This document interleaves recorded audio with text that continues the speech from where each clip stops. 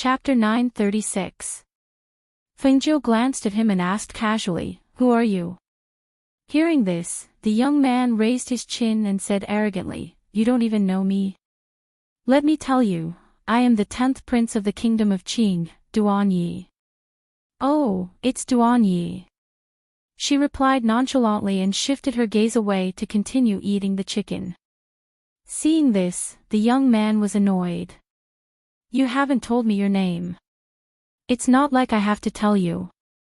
The young man was startled and looked at the young man in astonishment. He wanted to get angry, but when he smelled the fragrance, he swallowed his saliva and asked, "What are you eating?"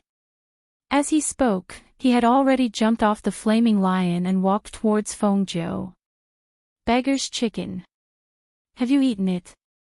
Seeing him coming, Fengjiu tore off another drumstick and handed it over. "Here, try it." The young man looked curiously at the drumstick in his hand and coughed. He raised his chin and said, "Okay. Since you're treating me, I'll try it." He took a bite and didn't care about his image. When the tender chicken entered his mouth, his eyes lit up. "Delicious. Of course, how can my cooking not be delicious?" Fengjiu took out a bottle of wine. "Want some?" "Drink." So, he sat down beside him and ate the chicken, drank the wine, and chatted. "There's a barrier here. How did you get in?"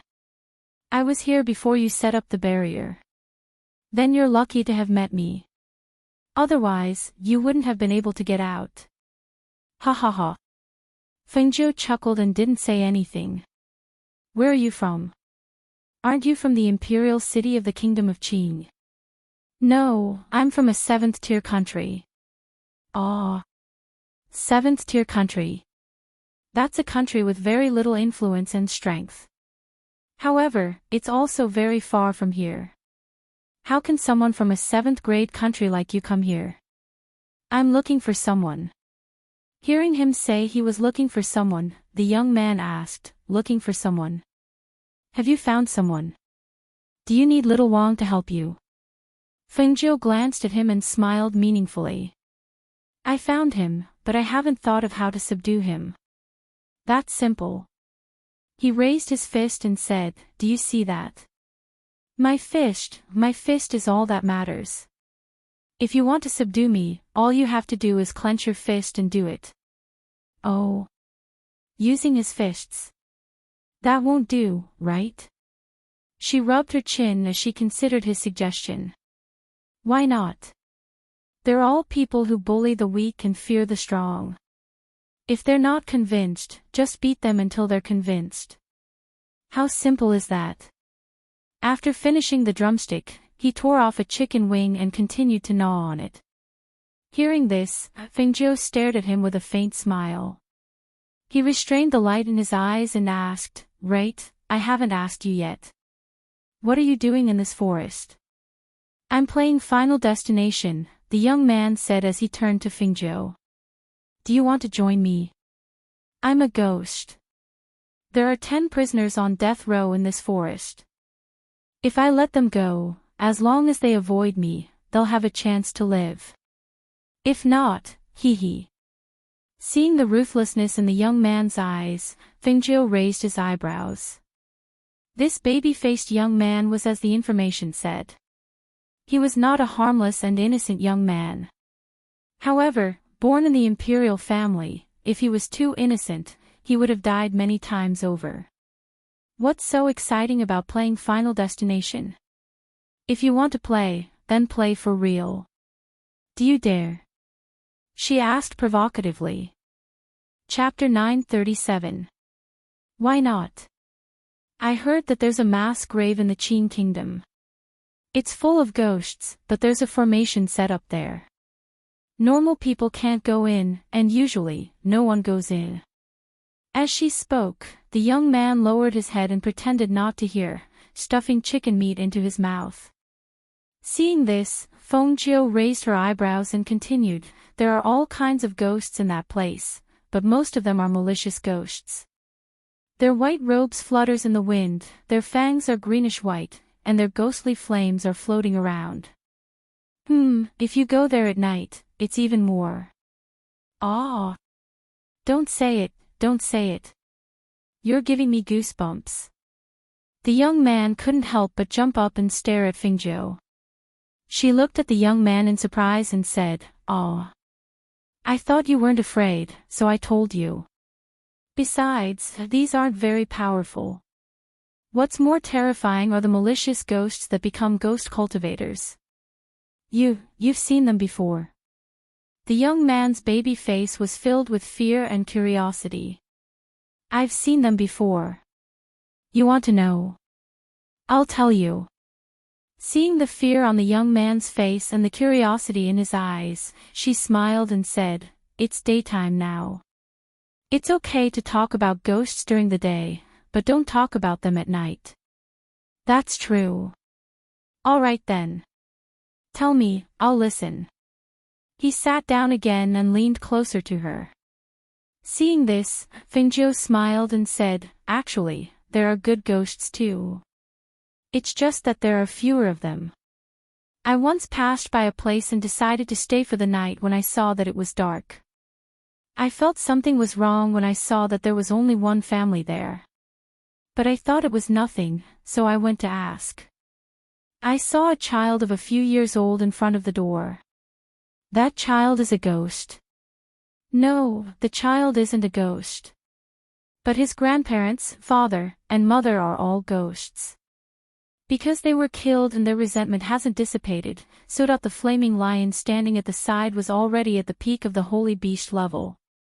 It had developed spiritual intelligence long ago. At this moment, it just watched its master sitting there in high spirits and listening to the young man in red who came out of nowhere tell a ghost story. After about the time it takes for an incense stick to burn, the flaming lion, who had not been paying much attention, suddenly turned and stared at a certain spot with a sharp gaze. In the forest not far away, the round Tun Yun was trotting back with small steps. It glanced at the big flaming lion and came to its master's side. Is this your pet?" The young man looked at the round little beast and his eyes couldn't help but reveal a look of disdain. "Such a small little beast, it can't even help you fight. What's the point of raising it? This kind of animal is only suitable for women to keep for fun." Tunyon glanced at him, not even giving him an extra glance. What a blind person. Fengzhou chuckled and stroked Tunyun's soft fur. "It's called Tunyun, my little beast. What do you think? She was round and cute, right? Doesn't it look like a cloud in the sky? TSK. I don't see how cute she is. We men don't like this kind of little thing." As he spoke, he raised his chin and gestured, "Look at my pet beast. It's a peak holy beast. Its 4 hooves tread on fire and it looks majestic even without roaring. Peak holy beast. Its rank isn't low," she nodded and said with a smile. Chapter 938. With your peak foundation building strength, you still can't catch this peak holy beast flame lion. Presumably, there were at least 2 nascent soul cultivators accompanying you, right? Upon hearing this, Duan Yu was stunned, and his gaze became vigilant. "You can see through my cultivation." "I can see through it. Why can't I see through it? How's that possible?" He was somewhat in disbelief. She grinned and patted him with her hand. "How's that impossible? My strength is higher than yours to begin with." "Higher than me? Don't tell me you're still a core formation cultivator?" He sneered, sizing up Fingzhou. "Peak Great Spirit Master." "Ha ha ha." She laughed loudly. "That's because I suppressed it. Otherwise, it would have been too conspicuous. Don't tell me you're a core formation cultivator." As soon as his voice fell, he saw that Fingzhou really was laughing like a fox. He couldn't help but be stunned, crying out involuntarily, "You're really a core formation cultivator? How's that possible?" Low key, low key." She smiled and narrowed her eyes. "Just think of me as a peak Great Spirit Master. I just advanced to core formation a few days ago. Upon seeing Fingzhou's smug expression, the corner of Duan Ye's mouth twitched, and he asked, "Are you really from a 7th-ranked country?" The strength and cultivation of people from 7th-ranked countries are already so abnormal. In this 2nd-ranked country, his strength was already one of the best, but this boy was even more abnormal. He seemed to be 1 or 2 years older than him, but he'd actually formed his gold core. He elbowed the boy beside him. "We've been talking for so long, but you still haven't told me your name." "Fingzhou," she said with a smile. "Fingzhou. You're ranked 9th. Upon hearing that, the corner of her mouth twitched. "Who said that you have to be ranked 9th if you're called Fingzhou?" "My name is Fingzhou." "It doesn't sound good," he said with a twitch of his mouth. She glanced at him speechlessly. Without saying anything else, she patted her dust-stained robes and stood up. "You're leaving?" Duan Yi hurriedly asked. Fingzhou glanced at him and asked, "Do you know the Hell Mountain Range?" "Hell Mountain Range? I've heard of it, but I've never been there. It is said that our Hell Mountain Range is connected to the Hell Forest of the 8 Great Empires. There are treasures everywhere, but there are also dangers everywhere. Moreover, some people from the 8 Great Empires go there to gain experience." As soon as he finished speaking, he stared at Fingzhou with a grave expression. "Why are you bringing this up for no reason? Don't tell me you want to go there because you have nothing to do." "You're right. I want to go there for a walk and gain some experience, so I want to find a few people to team up with. Do you dare to come with me?" She raised her eyebrows and looked at him. Hearing this, he stared at Fingzhou and exclaimed, "Do you want to die?" "Even if a gold core cultivator went in, I've never heard of anyone coming out alive. Very few people on our side dare to go in. Just because others don't dare, it doesn't mean that I don't dare. Let me ask you, do you dare to come with me?" She stared at him. She did not intend to tell him that she was an instructor of a 2-star academy. She only intended to kidnap him and go to that place to gain some experience. She believed that after coming out of that place, even if her strength did not increase, her skills and adaptability would increase. When the time was up, she could directly take him back. Duan Yi thought for a moment. His cute baby face wrinkled up. After a long time, he asked, "Just the 2 of us?" Chapter 939. Sigh, but my father will definitely not allow me to go. He sighed. That's simple, just leave it to me. Her eyes flashed with wisdom as she said, "However, in order to get rid of the people following us, we still have to sneak away. How about this? You and your flame lion follow me first and wait for me at the edge of the barrier. I'll inform your guards." He was stunned. "You? Can you do it? Don't get caught." Hearing this, she looked at the little beast on the ground. "Swallow Cloud, lead the way for them, I'll catch up with you later." "Oh." Swallow Cloud opened its mouth and growled, then it raised its head and walked with its short legs to lead the way. "All right. If you can't do it, you can find me, but there's a barrier here. Can you not be so long-winded? Let's go." She rolled her eyes speechlessly and waved her hand to chase them away. When Duan Yi saw this, he did not speak anymore and followed the little beast on his flame lion. He looked back at Fingzhou who was standing in the same place and thought, "It doesn't matter, if he really can't do it, then I'll just circle back." As for Fingzhou, after Duan Yi left with Swallow Cloud, she went directly to the guards. Before she got close, she heard a shout. "Who are you? Why are you here?" Hearing the shout, Fingzhou looked at the person and saw that it was a middle-aged man with a nascent soul cultivation, so she said, "I'm a teacher from the 2-star academy, surnamed Feng. The dean asked me to come and pick up Duan Yi." "A teacher from the 2-star academy?" The middle-aged man glanced at Fingzhou. She did not hide her cultivation and directly released the strength of a middle gold core stage. "What proof do you have?" Seeing the strength of the middle gold core stage, the nascent soul cultivator asked in a deep voice. This is my teacher identity jade token. She handed over the jade token and said. The nascent soul cultivator took it and scanned it with his divine sense. The youth's appearance and identity were printed on it, so he nodded and relaxed his expression. The 10th prince is unwilling to go to the academy. Do you have a way to take him away? He's already agreed to go with me. I'm here to tell you guys to remove the barrier. I'm taking him away. He agreed to go with you. The nascent soul cultivator was somewhat surprised.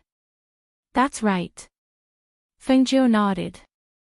Seeing this, he pondered for a moment, and asked, since you are an instructor of the 2-star academy, and have also come to pick up the 10th prince, then do you want to accompany the 10th prince to the imperial palace to see the emperor? It's too troublesome. I still have things to do, so I won't be going to the palace. As she spoke, she saw him frown slightly and added, you can rest assured that my identity cannot be faked. If you don't believe me, you can send a letter to the academy to ask. I understand. The nascent soul cultivator looked at the sky and said, 2 hours. Once I capture the 10 prisoners, I will release the barrier.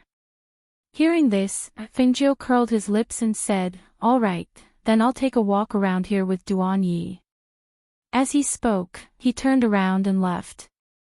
Watching him leave, the nascent soul cultivator immediately said to the guard behind him, immediately return to the palace and report. Yes. The guard responded and quickly left. You too, follow him. Try not to let him find you. He instructed the 2 middle gold core stage cultivators. Okay. The 2 of them responded and followed behind Fengjiu. Chapter 940. After about an hour, there was still no sign of Fengjiu. Duan Yi couldn't help but look back as he muttered, that kid couldn't have been caught, right? Forget it, I'd better go back and take a look. Just as he patted his mount and was about to turn back, he saw a red figure dash out of the forest and arrive in front of him in a few breaths. Duan Yi, can you put this big beast into the spiritual beast space? As long as it was a contracted beast, it could be put into the spiritual beast space. He should be able to do the same, right? Of course. But why should I put it away? Isn't it fine for me to ride it? He looked at Fengjiu with a puzzled expression and asked. Wait until we're out of the kingdom of Qing before riding it. Otherwise, it'll be too eye-catching. Hurry up and put it away. Let's go. She gestured, then turned around and walked to the edge of the barrier. She gathered spirit energy in her hands and gathered it on her fingertips. As she pointed, she let out a clear shout. Break! As soon as she shouted, the spiritual power on her fingertips pointed forward. Like a huge rock thrown into a calm lake, circles of spiritual power rippled out in that seemingly transparent place. Duan Yi was putting his contracted beast into the spiritual beast space when he saw the barrier open a small door in front of him. He was startled. How could it be like this? Let's go. Fengjiu pulled him and jumped out. Little Tun Yun followed closely behind them. After they jumped out, that place gradually returned to its original state. Hiss. How come I didn't know the barrier could be broken like this? If we come out like this, how could they not know? He was pleasantly surprised. He looked back and was pulled onto a feather by Fengjiu. Together with little Tun Yun, they quickly flew into the distance. One day later, in a town in the kingdom of Qing. In an inn, Fengjiu was resting on the bed. She faintly heard the sound of an argument downstairs, so she pulled the blanket over her head. However, not long after, the innkeeper hurried upstairs and knocked on her door. Young master, young master, young master, quickly open the door. Something has happened, something has happened. Hearing the anxiety in the shopkeeper's voice, Fengjiu helplessly got up. After a simple wash, he put on his coat and opened the door. His tone was somewhat displeased. What happened so early in the morning? Seeing the door open, the shopkeeper hurriedly said, "Young master, the young master who came with you is fighting with someone outside." "Fight?" Fengjiu was startled for a moment, then said indifferently, "If you want to fight, then let's fight. What's the big deal?" With Duan Ye's strength, he might not necessarily lose. Therefore, when she was about to close the door, the shopkeeper stopped her. "No. He beat up the city's little tyrant. That little tyrant has some background. I'm afraid that young master." She frowned. "What's his background?" "It's fine as long as he's not dead." "What's the big deal?" Hearing this, the shopkeeper was stunned and speechless. As long as he didn't die. Was this referring to that young master? Or that little tyrant? Forget it. Have someone bring me some breakfast. It would be best if I could get a bowl of porridge. She walked out with little Tunyun at her feet. "Young master, aren't you going to see your friend?" The shopkeeper asked in surprise. "Didn't you hear what I said?" She paused and glanced back at the shopkeeper. Chapter 941. Fengjiu walked down the stairs and glanced outside. When he saw that there were many people gathered outside the inn, he ignored them. Instead, he found a nearby table and sat down. He poured himself a cup of water and drank it. Because there were too many people gathered outside, she could not see the situation.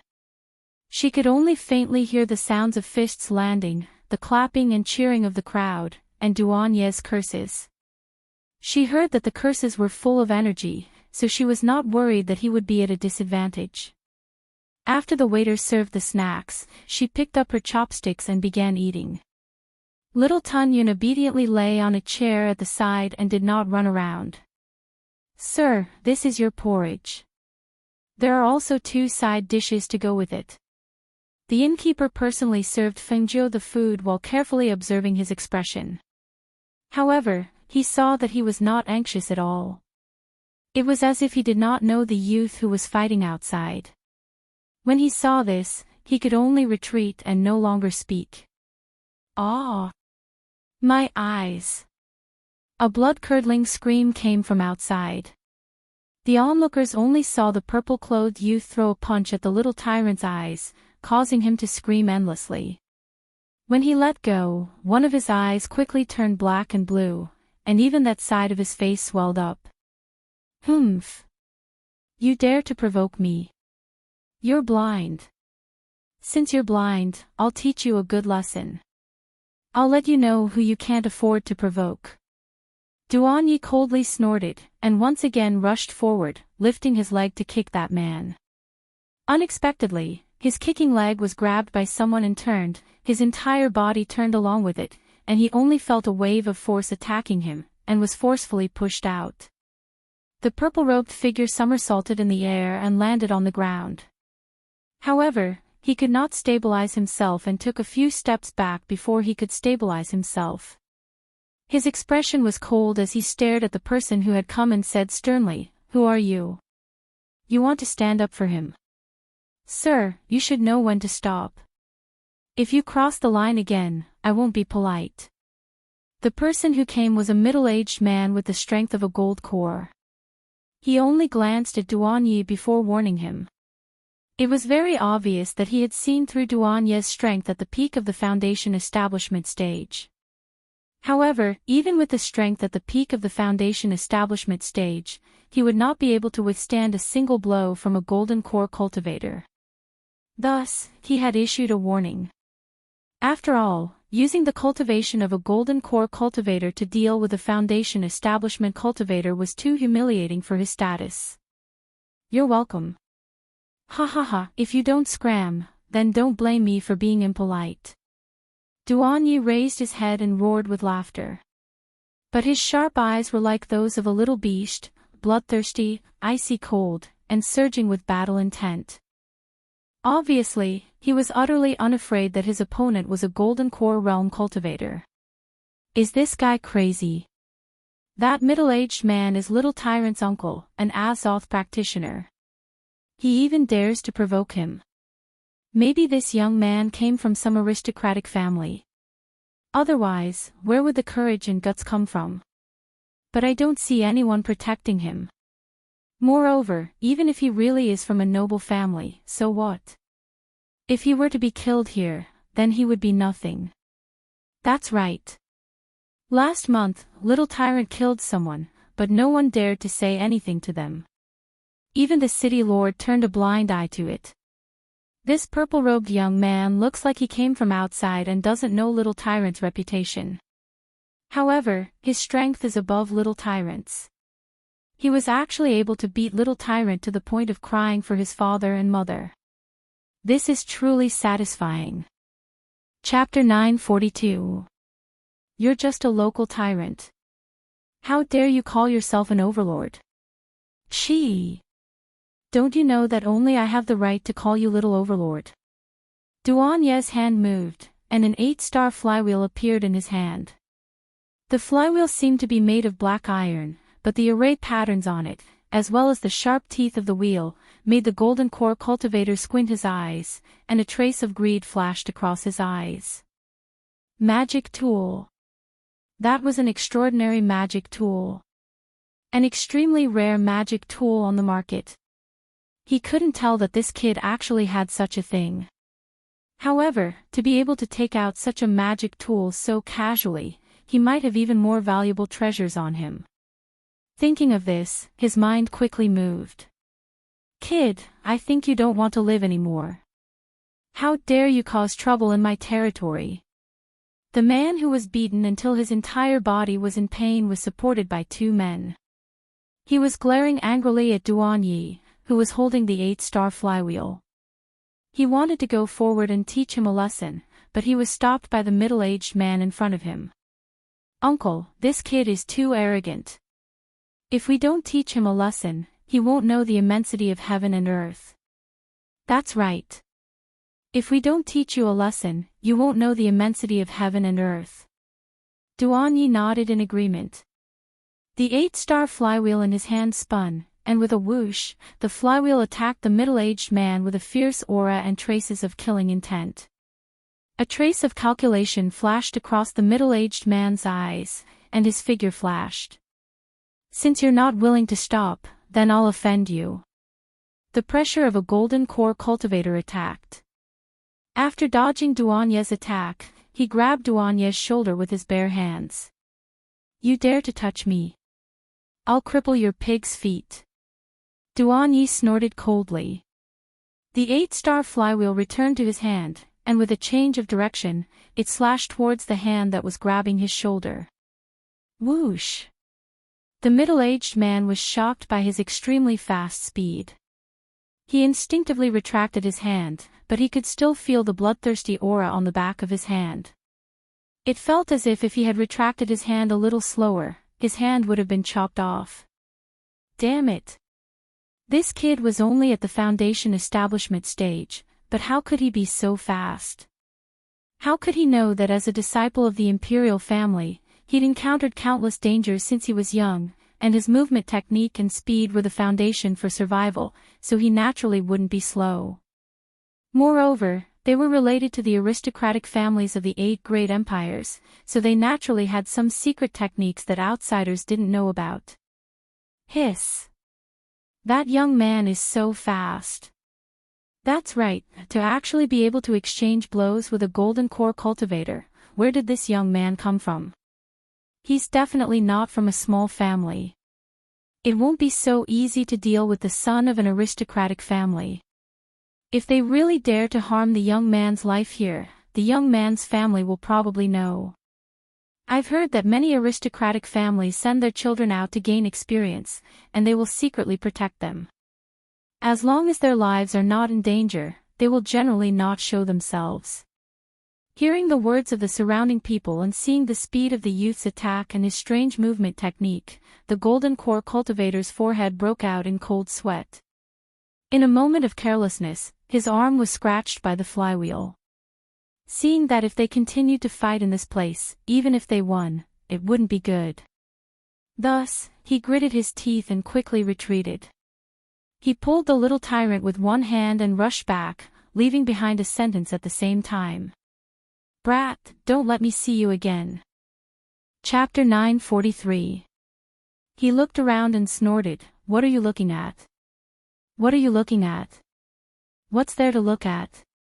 Hurry up and disperse. When the surrounding people saw this, they quickly dispersed.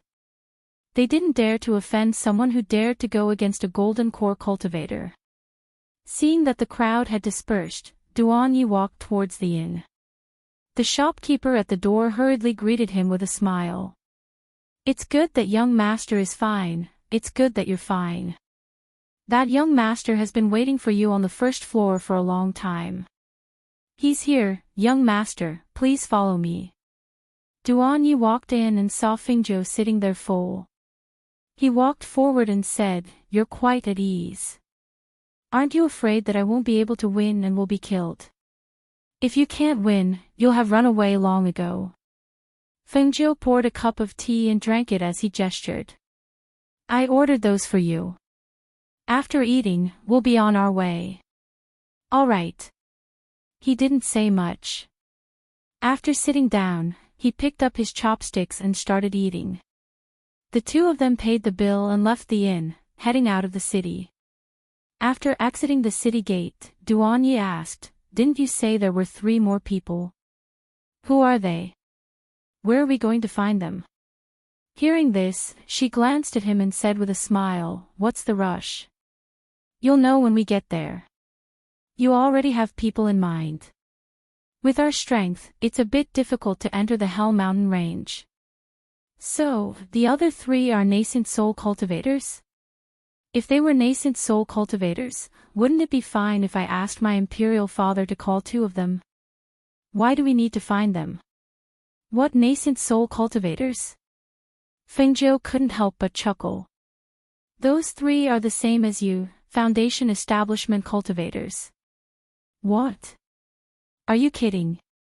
Find 3 more Foundation Establishment cultivators to enter the Hell Mountain range. With my cultivation level, I'm confident that I can fight against a Golden Core cultivator, but against a Peak Golden Core cultivator, I'm not confident at all. If it were other Foundation Establishment cultivators, they wouldn't even be able to deal with an early-stage Golden Core cultivator. If you find 3 more Foundation Establishment cultivators, we won't have to protect them, right? No, those 3 are the same as you. They aren't weak. Hearing him praise him as well, he couldn't help but glance at him. A trace of surprise flashed across his baby face as he coughed lightly and said, I don't know about others, but I'm definitely not weak. Seeing that you're not bad, I'll give you a hand when you encounter danger in the Hell Mountain range. Sure. She chuckled and said, but before we leave, don't you think we should solve the problem first? What trouble? He looked at him in confusion. That's the trouble that's been following us all the way. Aren't they waiting for us to leave the city? I think it's better for you to solve the trouble you've caused. It's a good opportunity for you to practice your skills. Hearing this, he instantly reacted. His cute baby face darkened, and his sharp eyes looked behind him. He shouted, Who are you, scoundrel? Hurry up and come out to see me. Ha ha ha ha ha. You really don't know the difference between life and death. A burst of laughter rang out. Just as the voice faded away, a dozen strong men holding swords and sabers surged out from the surroundings.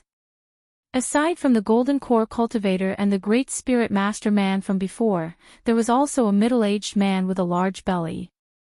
Chapter 944. His eyes, which were so fat that only a slit could be seen, flickered with light as he sized up the 2 of them as if he was evaluating goods. Finally, his gaze swept past the baby-faced Duanyi and stopped at the handsome Fengzhou's face. A trace of shock flashed through his eyes. Old thing, don't use such a disgusting gaze to look at people. It will make me want to dig your eyes out. While the fat middle-aged man was sizing up the 2 of them, Duanyi was also sizing them up. Especially this fat guy, who was wearing sparkling gold clothes. Seeing him use such a gaze to stare at them, he knew that this person was thinking of dirty things. He, where did this noble young master come from? His looks are truly outstanding and each has their own charm. The fat man chuckled as he continued to stare at the two of them with narrowed eyes. However, rather than saying that he was staring at Duan, it would be better to say that he was staring at the handsome young man in red clothes that were as dazzling as fire. That youth only had the cultivation of a great spirit master, but from the moment he saw them appear until now, he wasn't alarmed or panicked. He calmly stood there with an indifferent expression on his incomparably handsome face and a faintly discernible smile on his lips. This young man's beauty was even more beautiful than a woman's, but it was not the kind of evil and gentle beauty. Instead, it was a kind of wanton and dazzling beauty like the blazing sun. That pair of serene eyes contained a mysterious color. With just a glance, it made people unable to look away. However, it was precisely because of this young man's peerless beauty, because of his calmness, and because of the faintly discernible smile on his lips that gave him a very strange feeling no matter how he looked at it. Danger. And it was a strange feeling of danger. He was only a great spirit master young man, so how could he give him such a feeling? It should be a misconception. Fengzhou, what is this old thing's cultivation? Duan moved closer to his side and asked. Peak golden core. She narrowed her eyes and said with a smile. Hearing this, the corner of his mouth twitched. Previously, he said that he could not beat a peak golden core cultivator, but now he was met with a peak golden core cultivator. How could he be so unlucky? Fengzhou seemed to know what he was thinking. He patted him on the shoulder and said with a smile, "It's okay. If you can't beat him, you have me. You're saying that you've just entered the Golden Core realm not long ago, and yet you're able to deal with someone at the peak of the Golden Core realm with the cultivation of the early Golden Core realm." He lowered his voice, looked at him and sighed. "All right, if we can't find them, we'll run." "What are you mumbling about?" "What? Scared? Ha ha ha, capture them. Bring them back and clean them up properly." The Golden Core stage cultivator who had been injured by Duan Ye's 8-star flywheel shouted. As soon as his voice fell, the surrounding dozen or so strong men rushed forward to surround them. "Humph. You are courting death." Duan Ye coldly snorted. With a move of his hand, the 8-star flywheel turned into a beam of light and appeared in his hand. He instantly threw the flywheel. With a whoosh, the flywheel carried a sharp aura as it slashed towards the necks of the cultivators who had surrounded him. For a moment, at the same time the cold light streaked across, miserable screams were heard. Streams of blood splashed onto the ground. The strong men who had surrounded Duan Yi had fallen dead before they could even touch the two of them. That's right, if an initial stage Great Spirit Master cultivator were to deal with a peak foundation establishment cultivator, they would definitely be killed as soon as they made a move. Chapter 945. To have such skills and cultivation at such a young age, little doll, which clan are you from? The fat middle-aged man asked, squinting his eyes as he stared at Duan Yi. Pfft. Hearing the word little doll, Fengzhou could not help but laugh. Looking at Duan Ye's red face, that childish baby face was indeed worthy of the word little doll. Duan Yi glared at Fengzhou angrily, then glared at the fat middle-aged man. "I'm your grandfather." With that, he attacked with the 8 stars flywheel in his hand. Fengzhou stood to the side without moving. Duan Ye's skills were not weak, and she wanted to know where his limits were. Moreover, the peak golden elixir realm cultivator would not attack so easily, so she was not worried that his life would be in danger. As expected, when the early golden elixir realm cultivator saw Duan Yi attack, he immediately attacked him, blocking his attack and exchanging blows with him. In terms of strength, Duan Yi was not his opponent's match, but in terms of speed and movement techniques, he had the upper hand.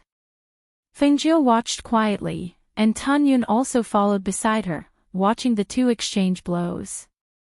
Sharp air currents whistled through the air, and visible spiritual auras swept through the air, attacking the opponent. Hiss!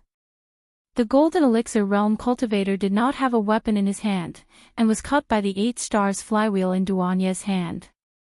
Blood instantly seeped out of his shoulder, and he also gasped, retreating slightly.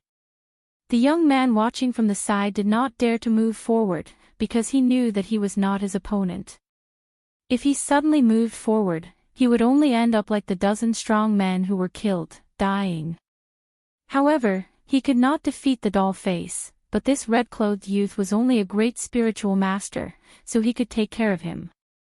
Thus, when he saw that the youth had been staring at the battle between the two, he moved his sleeve slightly and a dagger slipped out from his sleeve. He held it in a reverse grip and his figure suddenly leaped out, raising the dagger to stab at the red-clothed youth.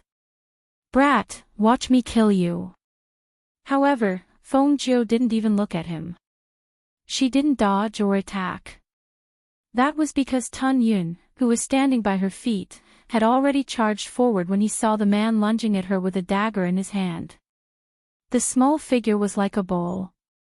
The seemingly harmless pet that had no combat power flashed its sharp claws at this moment. At the same time, its sharp claws slashed at the man's wrist that was holding the dagger. Swish! What was shocking was that when such a small pet pounced and flashed its claws, it actually carried a fierce and bloodthirsty aura. Its speed was so fast that even the great spirit master level man couldn't dodge in time. Hiss! My hand! The dagger fell to the ground with a clang, and fresh blood seeped out from his trembling wrist. His face turned pale, and he instinctively reached out to grab his bleeding hand.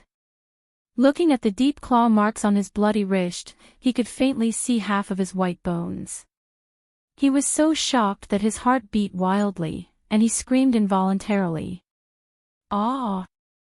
My hand, my hand!"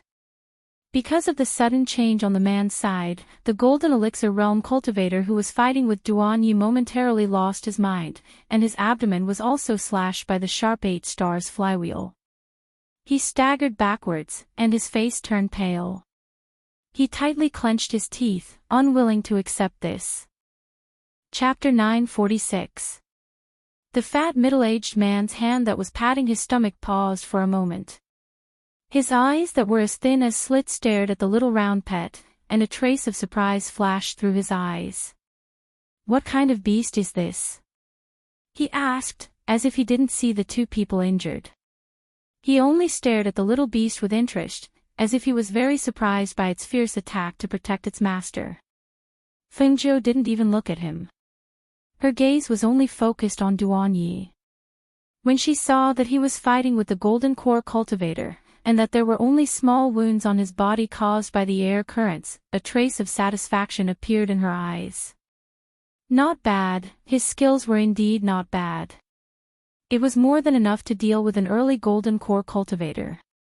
Even if it was a mid-Golden Core Cultivator, he could still steadily gain the upper hand and not be defeated. With this kind of skill and reaction, he could definitely kill someone above his level. Perhaps seeing that Feng Jiu didn't pay attention to him, the fat middle-aged man narrowed his eyes and turned to look at Duanyi. In the next moment, the fat figure actually rushed out at an extremely fast speed, attacking Duanyi. Seeing this, Feng Jiu's eyes moved slightly. She didn't make a move and only watched. She saw that Duanyi was gradually at a disadvantage in the fight with that person. Although the other party was fat, his movements weren't clumsy. Compared to the Golden Core Cultivator, this peak Golden Core Cultivator's strength was clearly much higher. In less than 10 moves, Duanyi was completely at a disadvantage. When she saw the other party's palm carrying a strong chi attack towards Duanyi's chest, her eyes flashed with a cold light, and her red figure instantly rushed out.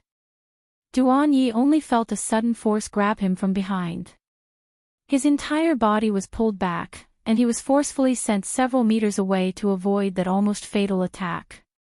His heart jumped slightly, and he gasped. His eyes widened as he saw Feng Jiu's red figure flash before his eyes and meet the fat middle-aged cultivator's attack. "Be careful."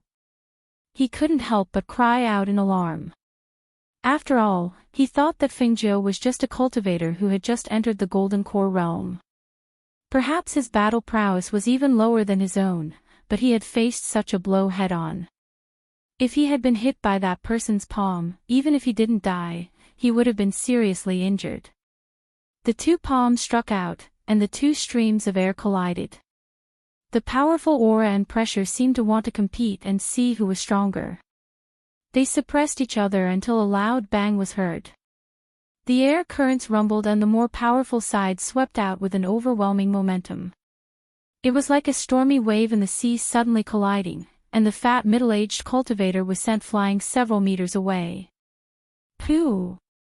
He spat out a mouthful of blood, and his figure swayed slightly. His entire body was knocked back by the powerful airflow, and he lost his balance and staggered back. But at this moment, before he could even react, he saw the red figure rush towards him like a ghost. He could even see the shock and horror in the deep and cold eyes of the red figure. Xiao! A sharp gust of wind swept past, followed by a flash of cold light. Blood splattered out, and the fat figure stiffly fell backwards. Bang! He didn't even have the chance to scream and beg for mercy. Fengjiu took his life in 3 moves. Such a frighteningly powerful battle prowess made Duanyi, who was standing behind him on tenterhooks, widen his eyes in shock and disbelief. Chapter 947. Ah! A sharp scream broke the silence. The man with the injured wrist screamed and tried to escape. Almost at the same time, the Golden Core cultivator with the injured abdomen and shoulder turned to flee. However, Fengjiu smiled when he saw the two figures trying to escape. It's too late. As soon as he finished speaking, the red figure attacked and took care of the two people without any difficulty. Duanyi gulped when he saw the two motionless corpses on the ground. He stared at Fengjiu in admiration. So powerful. Yes, so powerful. So much more powerful than him. He always thought that there were few people in his generation who could be his match. After all, he could kill people above his level. Ordinary people could not do that. However, after seeing Fengjiu's strength and skills today, he could not help but sigh in admiration. He was really powerful. What are you waiting for? Hurry up and take everything valuable from them and run. Fengjiu, who had already squatted down to search the corpses, turned around and shouted at Duanyi. Oh, okay. Duanyi responded in a daze. Almost instinctively, he squatted down and took everything valuable from the corpses. In the end, he brought everything to Fengjiu. Here, it's all here. Here. He handed everything to Duanyi. Although these things were worth some money, he did not care for them. Moreover, he was born in the imperial family and had never lacked money. Fengjiu glanced at him but did not say anything. He took the items and put them into his space. Go. Someone will definitely come later. Let's go. With that, he threw the flying feather and jumped up with Tun Yun. When Duanyi saw this, he hurriedly jumped up and sat on the flying feather. The flying feather carried them into the sky. After a while, he asked, Fengjiu, how are you so powerful? That was a cultivator at the peak of the Golden Core stage. You could kill him in 3 moves. Is your cultivation really only at the Golden Core stage? Yes. If he wasn't in the Jin Den stage, could he be in the nascent soul stage? As for skills, it's all about practice. Your skills aren't bad either. If you practice well, you'll be a sharp blade in the future. He looked at the red-clothed youth beside him, then his gaze fell on the little beast called Tun Yun. It seems to be quite powerful as well. He then added, however, it's still not as powerful as my flaming lion. Little Tun Yun glanced at him and howled. It laid down beside Fengjiu and rested. It clearly didn't want to pay attention to him. Upon hearing his words, Fengzhou chuckled and didn't say anything. The gentle breeze lifted her hair. She closed her eyes comfortably and looked at the mountains and rivers, the blue sky and white clouds. 2 days later, Fengzhou and Duanyi arrived at another second-tier country and found a famous bustling town in this country. Ning City. Duanyi looked at the 2 words above the city gate, then looked at Fengzhou beside him and asked doubtfully, "The second person you are looking for is in Ning City? What's so special about this person? Why do you have to come all the way here to find him? Is he your friend? Or your relative?" Fengzhou curled his lips and smiled. "Him. You know him too." Chapter 948. "Yes, it's that money grubber." The smile on her lips deepened. Ning Lang, the only son of Ning City's city lord, was extremely stingy. Other than being a miser, his methods of earning money were also extraordinary.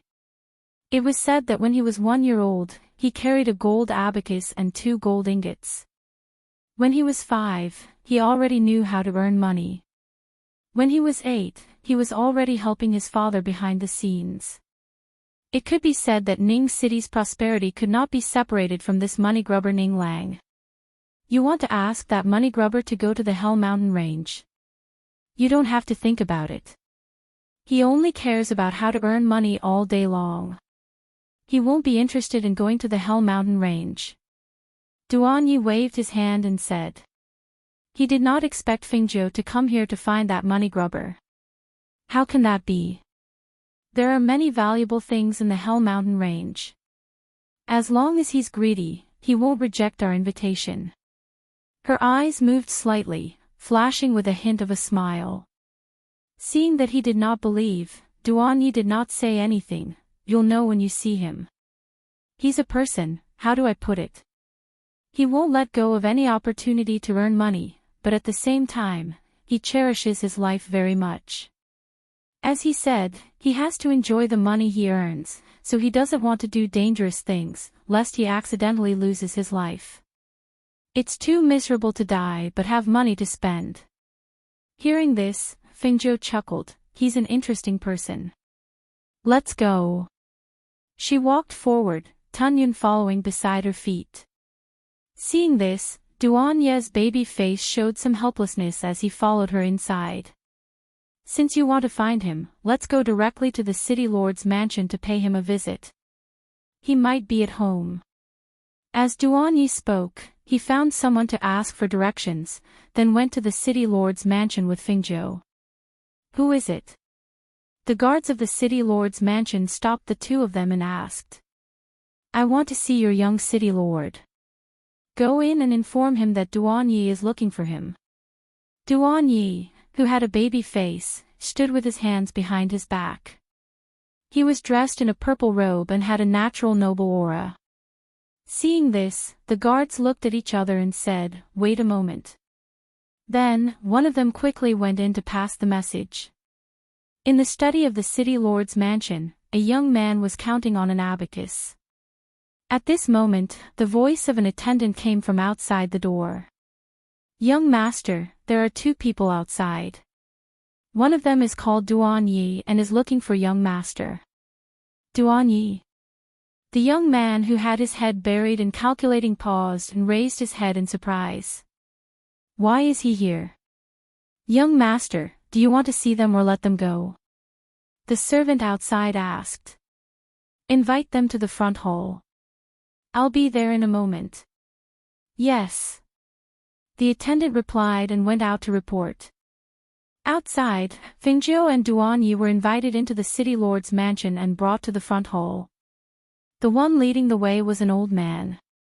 According to his self-introduction, he was the Ning family's housekeeper.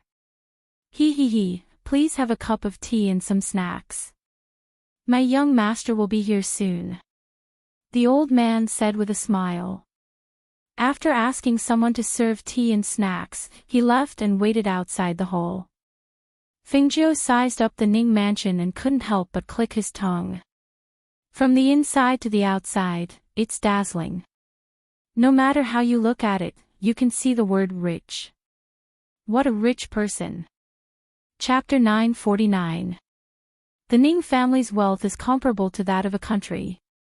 They're so rich that they're overflowing with oil. She was a little speechless. This was the first time she had seen someone decorate their home like this. The ground and walls reflected golden light and a kind of colorful light when the sun shone on them. If she guessed correctly, those should be gold and crystal stones. Otherwise, it would be impossible to emit such a light. Using gold and crystal stones to pave the ground and paint the walls as decoration, probably only the Ning family was willing to do so. The Ning family has a lot of money to begin with. It can almost be said that they control the economic lifeline of this second-class country. Otherwise, Ning City wouldn't be the most prosperous town in this country. As Duanyi spoke, he picked up the teacup and took a sip. The tea that entered his mouth emitted waves of spiritual power, which made him smile. Even I can't get half a kilogram of spiritual tea that's worth tens of thousands of gold coins. He can casually take it out to greet guests. He's really generous. Babyface, what brings you here today? You actually came to Ning City to look for me. What's the matter? A voice sounded. Fengjiu and Duanyi both looked up. They saw a 16 or 17-year-old boy walking towards them. He was wearing a dazzling golden silk robe. His hair was tied up with a golden crown, and a golden belt was wrapped around his waist. His entire body was shining with golden light. What made Fengjiu stunned was that this boy was half a head shorter than her and Duanyi. Moreover, he was white and chubby like a fat baby in a New Year's picture. There was a round golden collar around his neck. 9 of his 10 fingers were wearing rings, which were either gold or jade. Moreover, there were 2 bracelets on his wrists made of unknown materials. There was also a small and exquisite golden abacus on his waist. The corner of her mouth twitched. She was speechless. He couldn't wait to hang all the gold and other things on his body, right? He didn't feel that those things were heavy, but she felt that they were heavy for him. Moreover, Ning Lang's image really broke her expectations and fantasies. She thought that he would be an elegant young man, but who knew that he was a white and chubby little boy? Moreover, he was a fat little boy who liked money very much. Little fatty, I haven't seen you for a long time. I find that you've gained weight again. Your eyes are narrowed into a line. TSK, your taste hasn't changed at all. I'm dazzled by the things on your body. Duanyi looked at him and shook his head, speaking in a familiar tone. I told you not to call me little fatty. I have a name, Ning Lang. Little fatty said. Who told you to call me babyface? Then, he said to Fengjiu, have you seen this little fatty before? Fengjiu shook his head. Looking at the white and chubby little boy in front of him, he couldn't help but smile. It's the first time I've seen him. He was vulgar, but he didn't have that kind of vulgar feeling. Perhaps it was because this little fatty was white and chubby and had a cute little chubby appearance.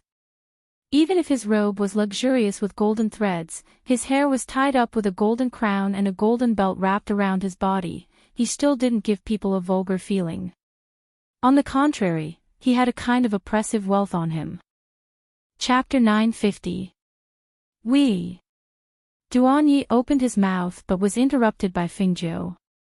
Do you know the Hell Mountain Range? She looked at him and smiled. We want to invite you to go with us. Are you interested? Hell Mountain Range. Ning Lang looked at them and shook his head. He said directly, not interested. That place has a lot of natural treasures, spirit stones and crystal cores. She looked at him and smiled. I only know that place is very dangerous. If I go in, I probably won't be able to come out.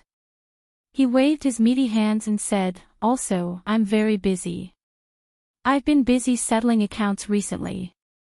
I don't have time to go out. It said that a stock of aged spiritual medicine can be sold for a sky-high price. You really don't want to go? Other than those beast crystals, the Hell Mountain range also produces all kinds of beautiful gemstones. Hearing this, Ning Lang's eyes moved. He glanced at Feng Zhou and hesitated. He shook his head. Even so, I'm not going. It's too dangerous. There's a spiritual stream in the Hell Mountain range that produces gold pearls and black pearls in the lower stream. These two treasures can only be found in the spiritual stream of the Hell Mountain range. There are no other places, not even the 8 great empires. Hearing about gold pearls and black pearls, Ning Lang couldn't help but gulp. A light appeared in his eyes. This time, he didn't reject directly. Instead, he lowered his head and played with his fingers. No one knew what he was thinking. Other than that.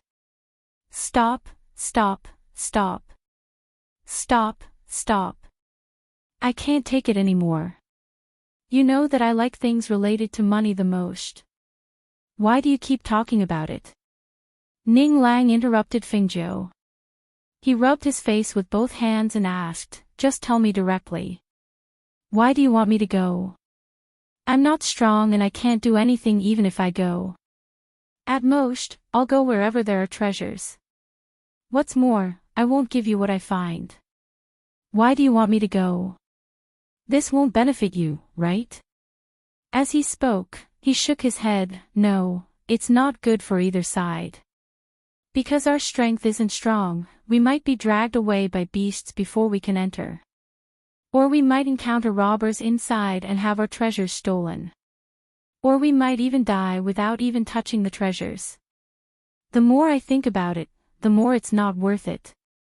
Feng Zhou curled his lips into a smile. How can there be money without risk? If you want to get something, you have to pay a price. Let me ask you, are you going or not? I have to think about it and discuss it with my father. How can I go just like that? As he spoke, he scratched his head and said, how about this? You can stay at my house tonight, and I'll give you an answer tomorrow. All right. She nodded her head. In her heart she had already made up her mind. If he agreed to go, then that would be the best, but if he did not agree, she would directly tie him up and take him away. In any case, she would just throw him in there to gain experience for a year, regardless of whether his cultivation would advance or not. After a year, she would just return him to the 2-star academy. Duan Yi, who was at the side, didn't say anything. He just sat there eating snacks and drinking tea while listening to the two of them talk. Chapter 951. Thus, he personally brought them to the backyard to settle them down and let them rest for a while. He then turned and left. When he returned to the front, he rubbed his head and thought about the young man in red. Feng Zhou.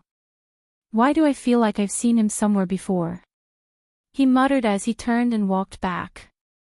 After instructing people to prepare for the banquet, he returned to the main courtyard. Father. He peeked his head out of the courtyard and walked in, asking, is my father in the courtyard? The mayor and madam have gone out and haven't returned yet. The guard in the courtyard replied. Oh, I see. He thought for a moment, then said, when they're back, get someone to inform me. After giving his instructions, he returned to his room. When he returned to his room, he took out the golden abacus and continued to calculate the unfinished accounts. His chubby fingers were unbelievably nimble when it came to calculating the abacus. However, after about an hour, he suddenly paused. Oh. I remember now. Young master. What's wrong? Young master, what's wrong? When the servant outside heard the shriek from inside, he couldn't help but ask worriedly. However, he didn't dare to open the door without his instructions. It's nothing. As Ning Lang spoke, he ignored the servant outside and flipped through the study table behind him.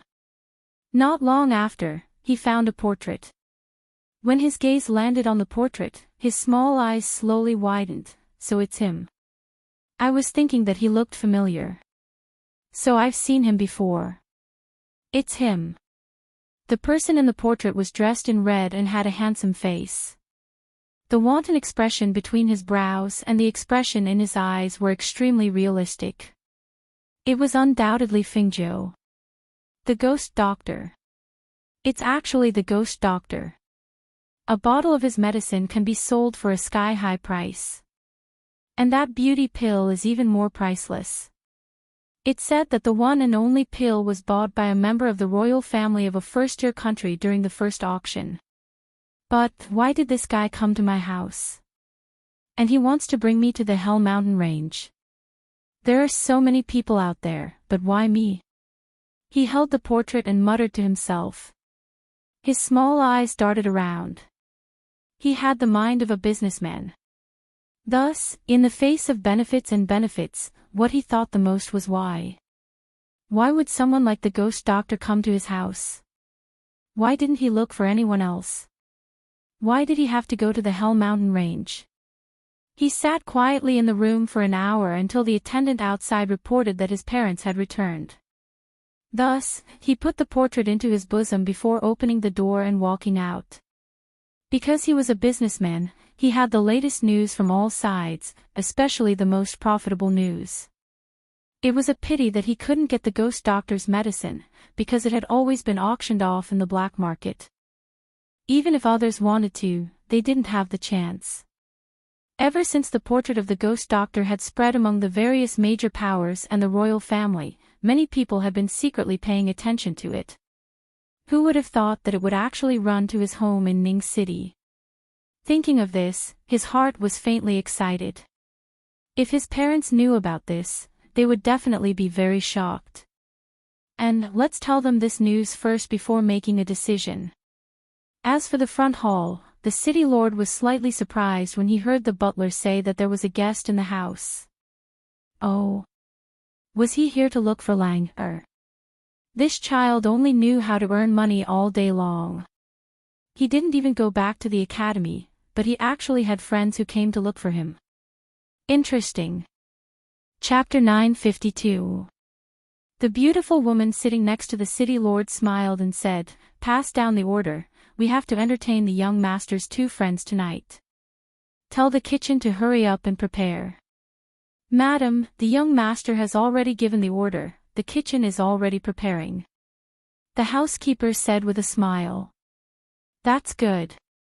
The beautiful woman nodded and looked at the city lord beside her.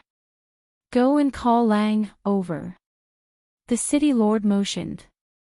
"Yes." The housekeeper replied. Just as he was about to turn and leave, he saw his young master coming over from not far away. He hurriedly turned back and said, "Master, madam, the young master is here." "Father, mother." Seeing their chubby son running over, the city lord and madam looked at each other and smiled. Looking at the chubby figure running over, their faces were full of doting love. Slow down, slow down. You're already so big and you still need to run. If the servants see you, they'll laugh at you," the city lord's wife said with a smile, shaking her head helplessly. "Mother." He came to his mother's side and reached out to hold her hand. "Father, mother, let me tell you, just now." I know. When we came in, the housekeeper told us that you have 2 friends coming to see you, right? Father and mother both know." The city lord's wife smiled and interrupted him. She patted his chubby hand and said, "Son, it's not easy to have friends come to find you. Don't just focus on earning money. Play with your 2 friends and take them around the city. You have to be a good host and build a good relationship with your friends." The city lord nodded. That's right. Listen to father and mother and go out more often. Don't stay in the city all day. If you really don't want to go out more, go back to the academy. You should have many friends there, right? You haven't gone back for so long, they must miss you very much. Seeing that his parents wanted to encourage him to return to the academy whenever they had the chance, he couldn't help but dig his ears and say, "Father, mother, don't keep bringing this up. My ears are getting calluses from hearing it so much. He had originally planned to tell them about Fingzhou's identity, but seeing the two of them like this, he swallowed back the words that were on the tip of his tongue. Rolling his eyes, he smiled with a pair of sparkling eyes and said, "Father, Mother, I remember that there are still some things that I haven't dealt with yet. I have to go back first." "That's right, don't be unable to find me tonight.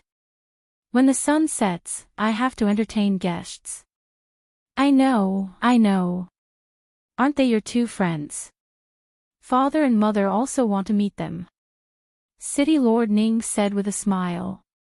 Looking at his sneaky son's eyes, he couldn't help but sigh in his heart, although it's not very good to say that my son is sneaky, but looking at him like this, no one knows him better than his father. I guess he's planning something again. You'll see them tonight. They're resting now. I'll leave first. I have to deal with some matters. As Ning Lang said this, he waved his hand and didn't give them a chance to speak. He turned around and trotted out.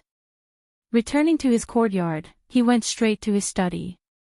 After busying himself for about the time it takes for a stick of incense to burn, he called out 4 shadow guards and handed them something. Here are 8 invitations. Take them to the several families and forces in the city. Tell them that one invitation is worth 100,000 gold coins. Yes. The 4 shadow guards respectfully responded and quickly left. Chapter 953. Therefore, in the large Ning city, on this day, a few of the more prominent forces in the city received the invitation sent by Ning City's young city lord, Ning Lang. To be precise, it wasn't a gift, but a sale. A single invitation, an invitation to enter the city lord's manor to attend a banquet, was worth 100,000 gold. When they heard this unbelievably high price, even the leaders of those forces were shocked, thinking that he had gone mad from thinking about money. Why would they spend 100,000 gold to attend his family's banquet for no reason? However, when everyone heard the secret guard's words and took a look at the invitation, their expressions changed slightly, their eyes filled with disbelief. The ghost doctor. It's actually the ghost doctor. The ghost doctor is in the city lord's manor now. Everyone was stunned, but more were pleasantly surprised. Especially before they could make a decision, their wives had rushed over after hearing the news, asking their husbands to pay 100,000 gold to attend the banquet tonight, because they wanted to buy the beauty-nourishing pill from the ghost doctor. Heaven knows that the beauty-nourishing pill caused a sensation when it came out. To women, who didn't want to be beautiful enough to retain their man's gaze and love. Especially in those families with many wives and concubines, the charm of a single beauty-nourishing pill was irresistible, because it didn't just make them younger and prettier, it was a pill that could change their life. This ghost doctor is really in the city lord's manor? A family head asked in disbelief. People from all the countries were looking for the ghost doctor's whereabouts, but he had come to their place. Was this real? Why would he stay in the city lord's manor? Could it be that the ghost doctor and the city lord were old acquaintances? I'm only following orders, I don't know anything else. However, my master said that he would never swindle people when doing business. This 100,000 gold is only the prerequisite for everyone to attend the banquet tonight. He's providing everyone with a chance to get close to each other. As for whether the ghost doctor will accept everyone's request, that has nothing to do with my master.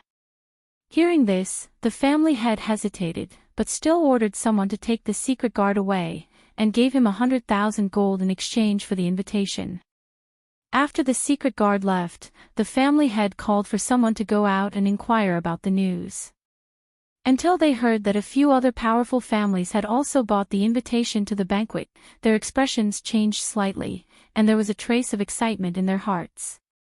For everyone to spend 100,000 gold coins to buy it, this ghost doctor should be real. When they thought of the ghost doctor's miraculous medical skills, as well as those medicines and pills, their hearts started to beat wildly. The ghost doctor's medicines and pills were all priceless.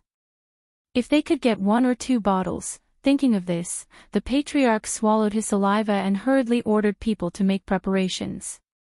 They would head to the city lord's mansion in the evening.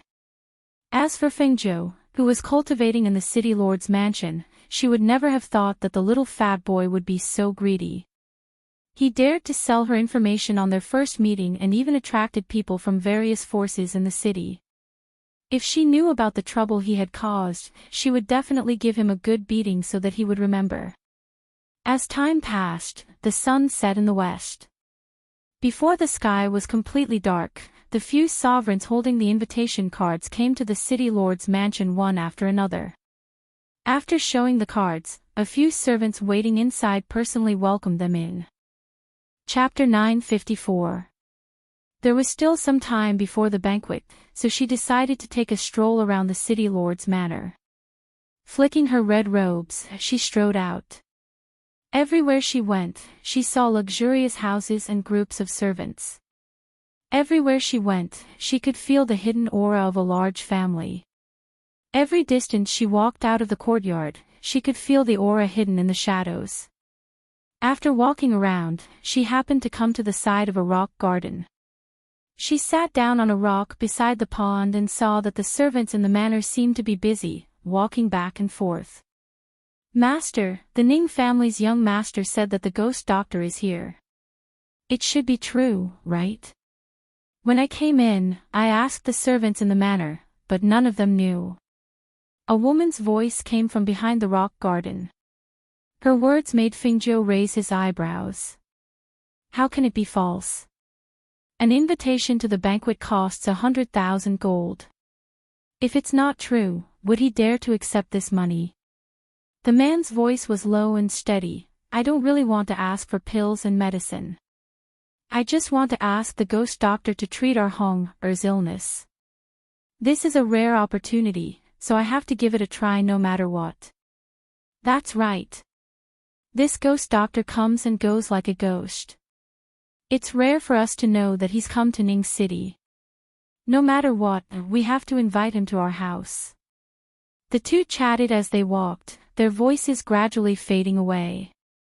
Standing by the pond, Fengzhou blinked his eyes in shock. An invitation cost 100,000 gold. Were they going to rob money? Ning Lang, this little fatty, she shook her head and sighed softly. Sure enough, these brats were not easy to manipulate. Each of them had more tricks up their sleeves than she did. While she was thinking of how to take him away, he already knew that she was the ghost doctor. This banquet was said to be a welcoming banquet, so he could take the opportunity to make a fortune. This little fatty, it was no wonder he was called a miser. Thinking of that white and fat little fatty, full of wealth, calling out a name that was as elegant as beautiful jade, she couldn't help but smile. Ning Lang was a homonym for Lin Lang, which meant precious and beautiful jade treasures. It could be seen that the city lord couple had high expectations and love for their son, and the little fatty didn't seem to disappoint them. He wasn't as graceful as other youths, but he was also fair and plump, full of wealth and wealth. Perhaps, for parents, seeing their children grow up safely and being fair and tender was enough to satisfy them. Forget it. After being tricked once, I'll find another chance to get back at you.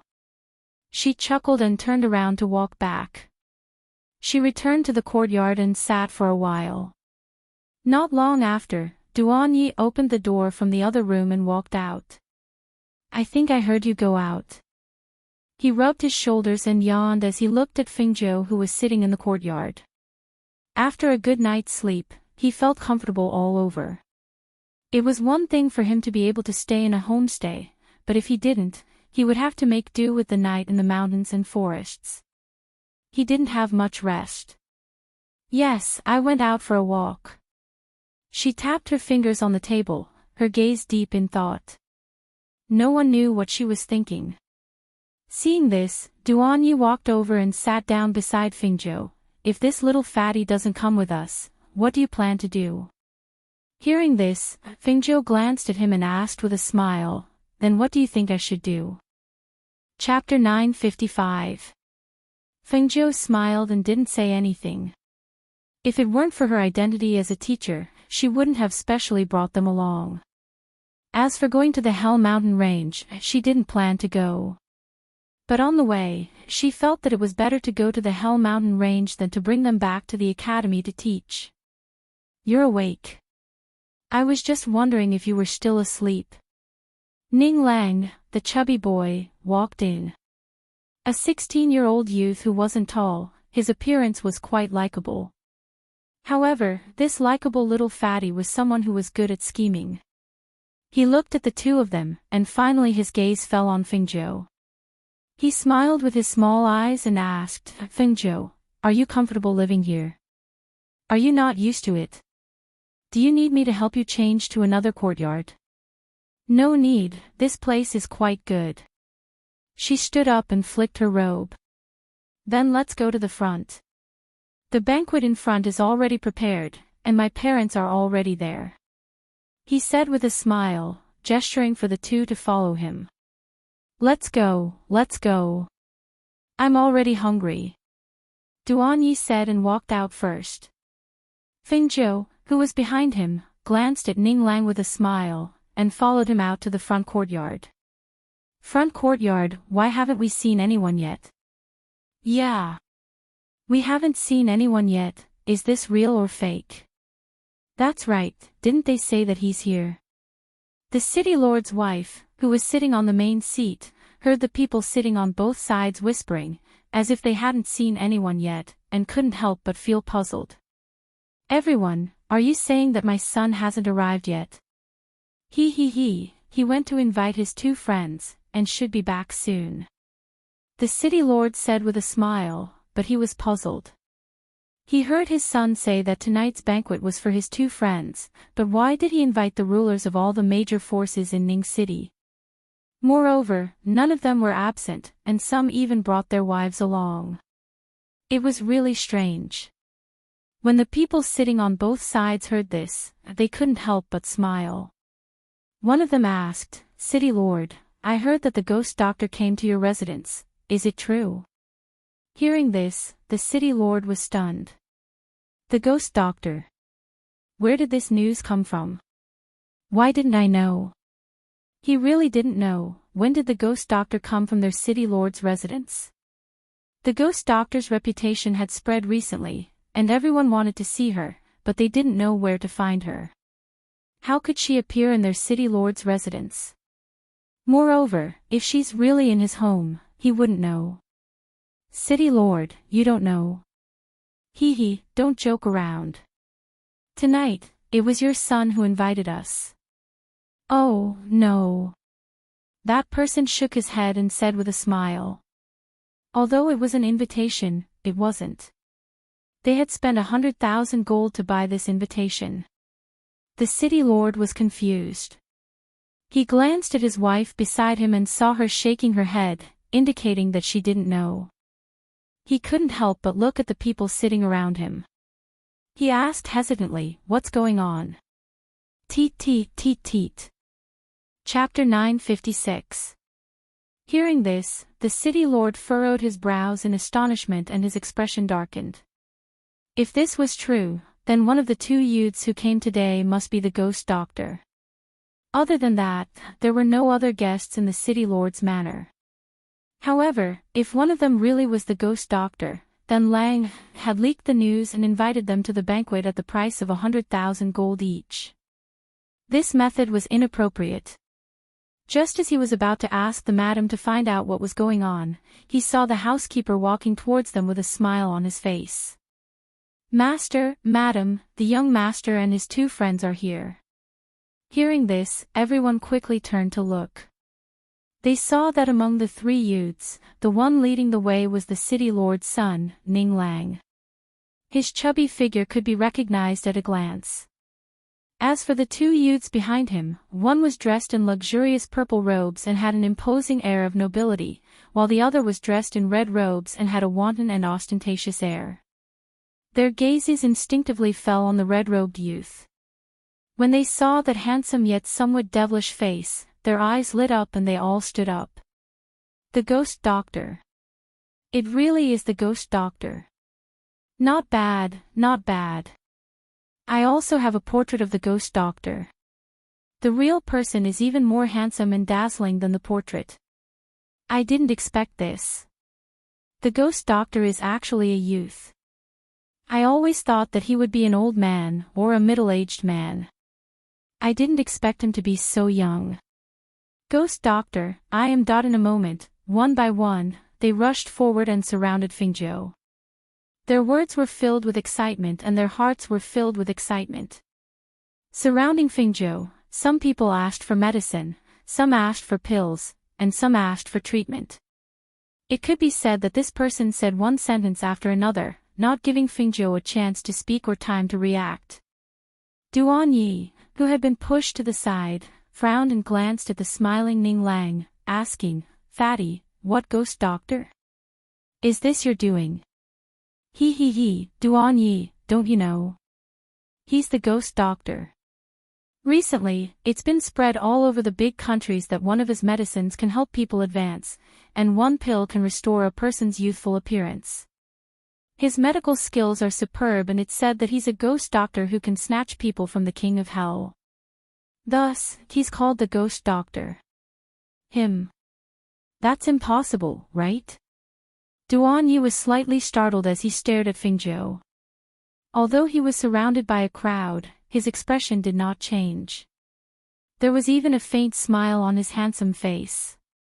However, the gaze that he inadvertently glanced at him made him feel strange. Therefore, he elbowed Ning Lang who was beside him. "Fatty, did you offend him? Why did I see him looking at you with such a strange gaze?" "I'm telling you." After saying that, he didn't say anything else. The scene of Fingzhou killing people flashed before his eyes, and he felt a little apprehensive. Looking at him, who usually seemed harmless, he felt that compared to him, he was more dangerous and unfathomable. This fatty better not offend him. Otherwise, he was sure that even if he didn't die, he would make him lose a few pounds of fat. "I'll just..." Ning Lang was about to speak when he was stopped. "Lang, come over here." The city lord glared at his chubby son with a dark face, anger surging in his heart. Chapter 957. Ning Lang walked over and asked excitedly, "Father, are you surprised?" "Surprised? Humph. If you're surprised, there's no surprise." City Lord Ning's face darkened as he snorted heavily and asked angrily, "The ghost doctor came to our house. Since you recognized her, why didn't you tell me? You even used 100,000 gold per invitation to invite people from various families.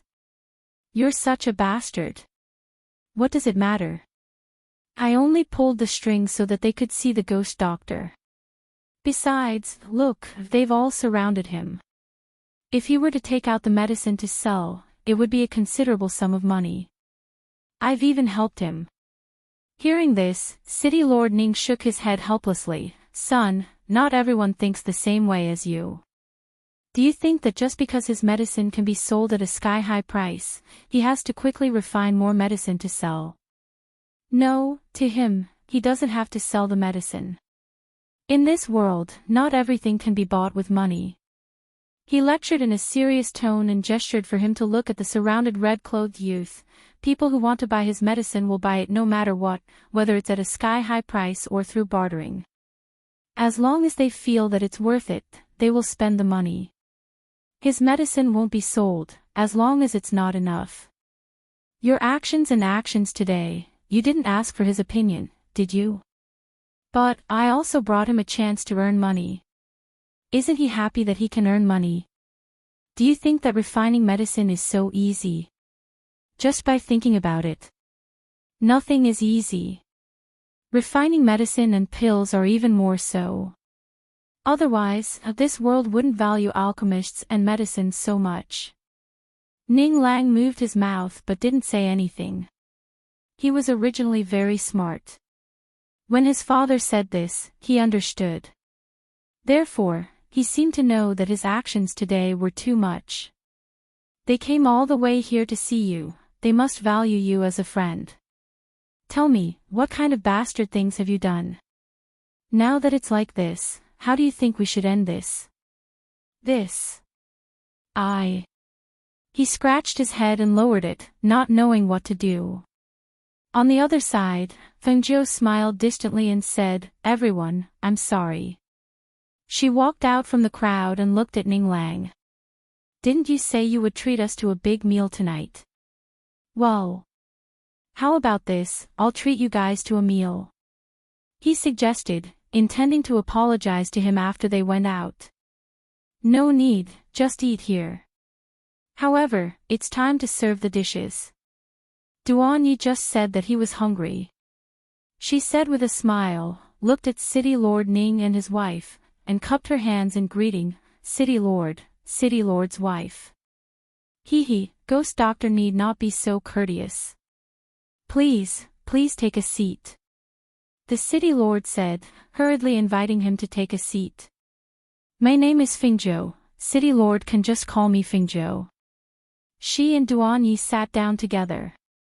Seeing this, the others also sat down. "Steward, tell them to serve the dishes. Go to the wine cellar and take out my precious jar of spirit wine," the City Lord ordered. "Yes." The butler hurriedly turned around and left. "Everyone, this is all my son's fault.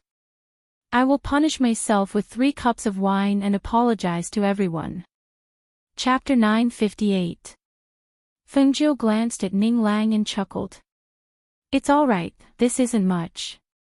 Anyway, she planned to wait until she threw him into the Hell Mountain range to temper his temper. When they reached that place, she wouldn't have to worry about not having a chance to teach him a lesson. When everyone saw this, they were secretly surprised. It seemed that this young Master Ning was secretly making 100,000 gold taels without anyone's knowledge. When they saw that the situation wasn't quite right, they didn't ask for any more pills or medicine. After the servant served the food and wine, the City Lord looked at Fengjiu and Duan Yi and said with a smile, "The 2 of you aren't from here, so we'll serve you with local ingredients today." He pointed at a plate in front of him with 2 king crabs on it. "These are the king crabs unique to the Snow Sea. You can't eat them anywhere else. Unlike other places, the king crabs in the Snow Sea can be caught all year round. The crab roe is plump all year round. It can be said to be the best delicacy here. Please have a taste." Fengjiu saw these king crabs earlier. These things weren't common in the Phoenix Dynasty. Even if they were, they wouldn't be this big. For someone like her who loved good food, she only wanted to eat after seeing such delicious king crabs. "Then we won't stand on ceremony." As she spoke, she didn't look at anyone else. She picked up a small pair of scissors and cut off the crab's leg first, then opened the crab's lid. When the others saw him eating the crab skillfully, they couldn't help but be secretly surprised. These king crabs were only available here. Could it be that he had eaten them elsewhere? Looking at his technique, he wasn't unfamiliar at all. On the other hand, the baby-faced youth in purple stared at the king crab in front of him but didn't know where to start. In the end, he directly asked a servant girl behind him to serve him the meal. The City Lord ordered the steward to bring the spirit wine and let him fill everyone's cups. They chatted while eating.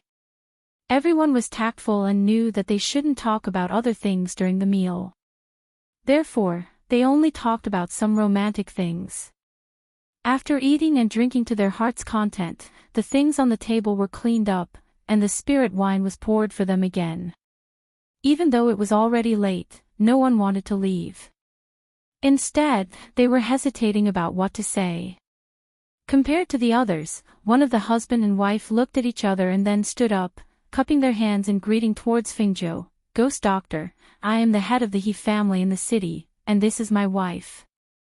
Tonight, because we know that the Ghost Doctor's medical skills are superb, and you have the ability to bring people back to life, we wish to ask the Ghost Doctor to save my son. As long as the Ghost Doctor is willing to save him, this he will remember the Ghost Doctor's great kindness.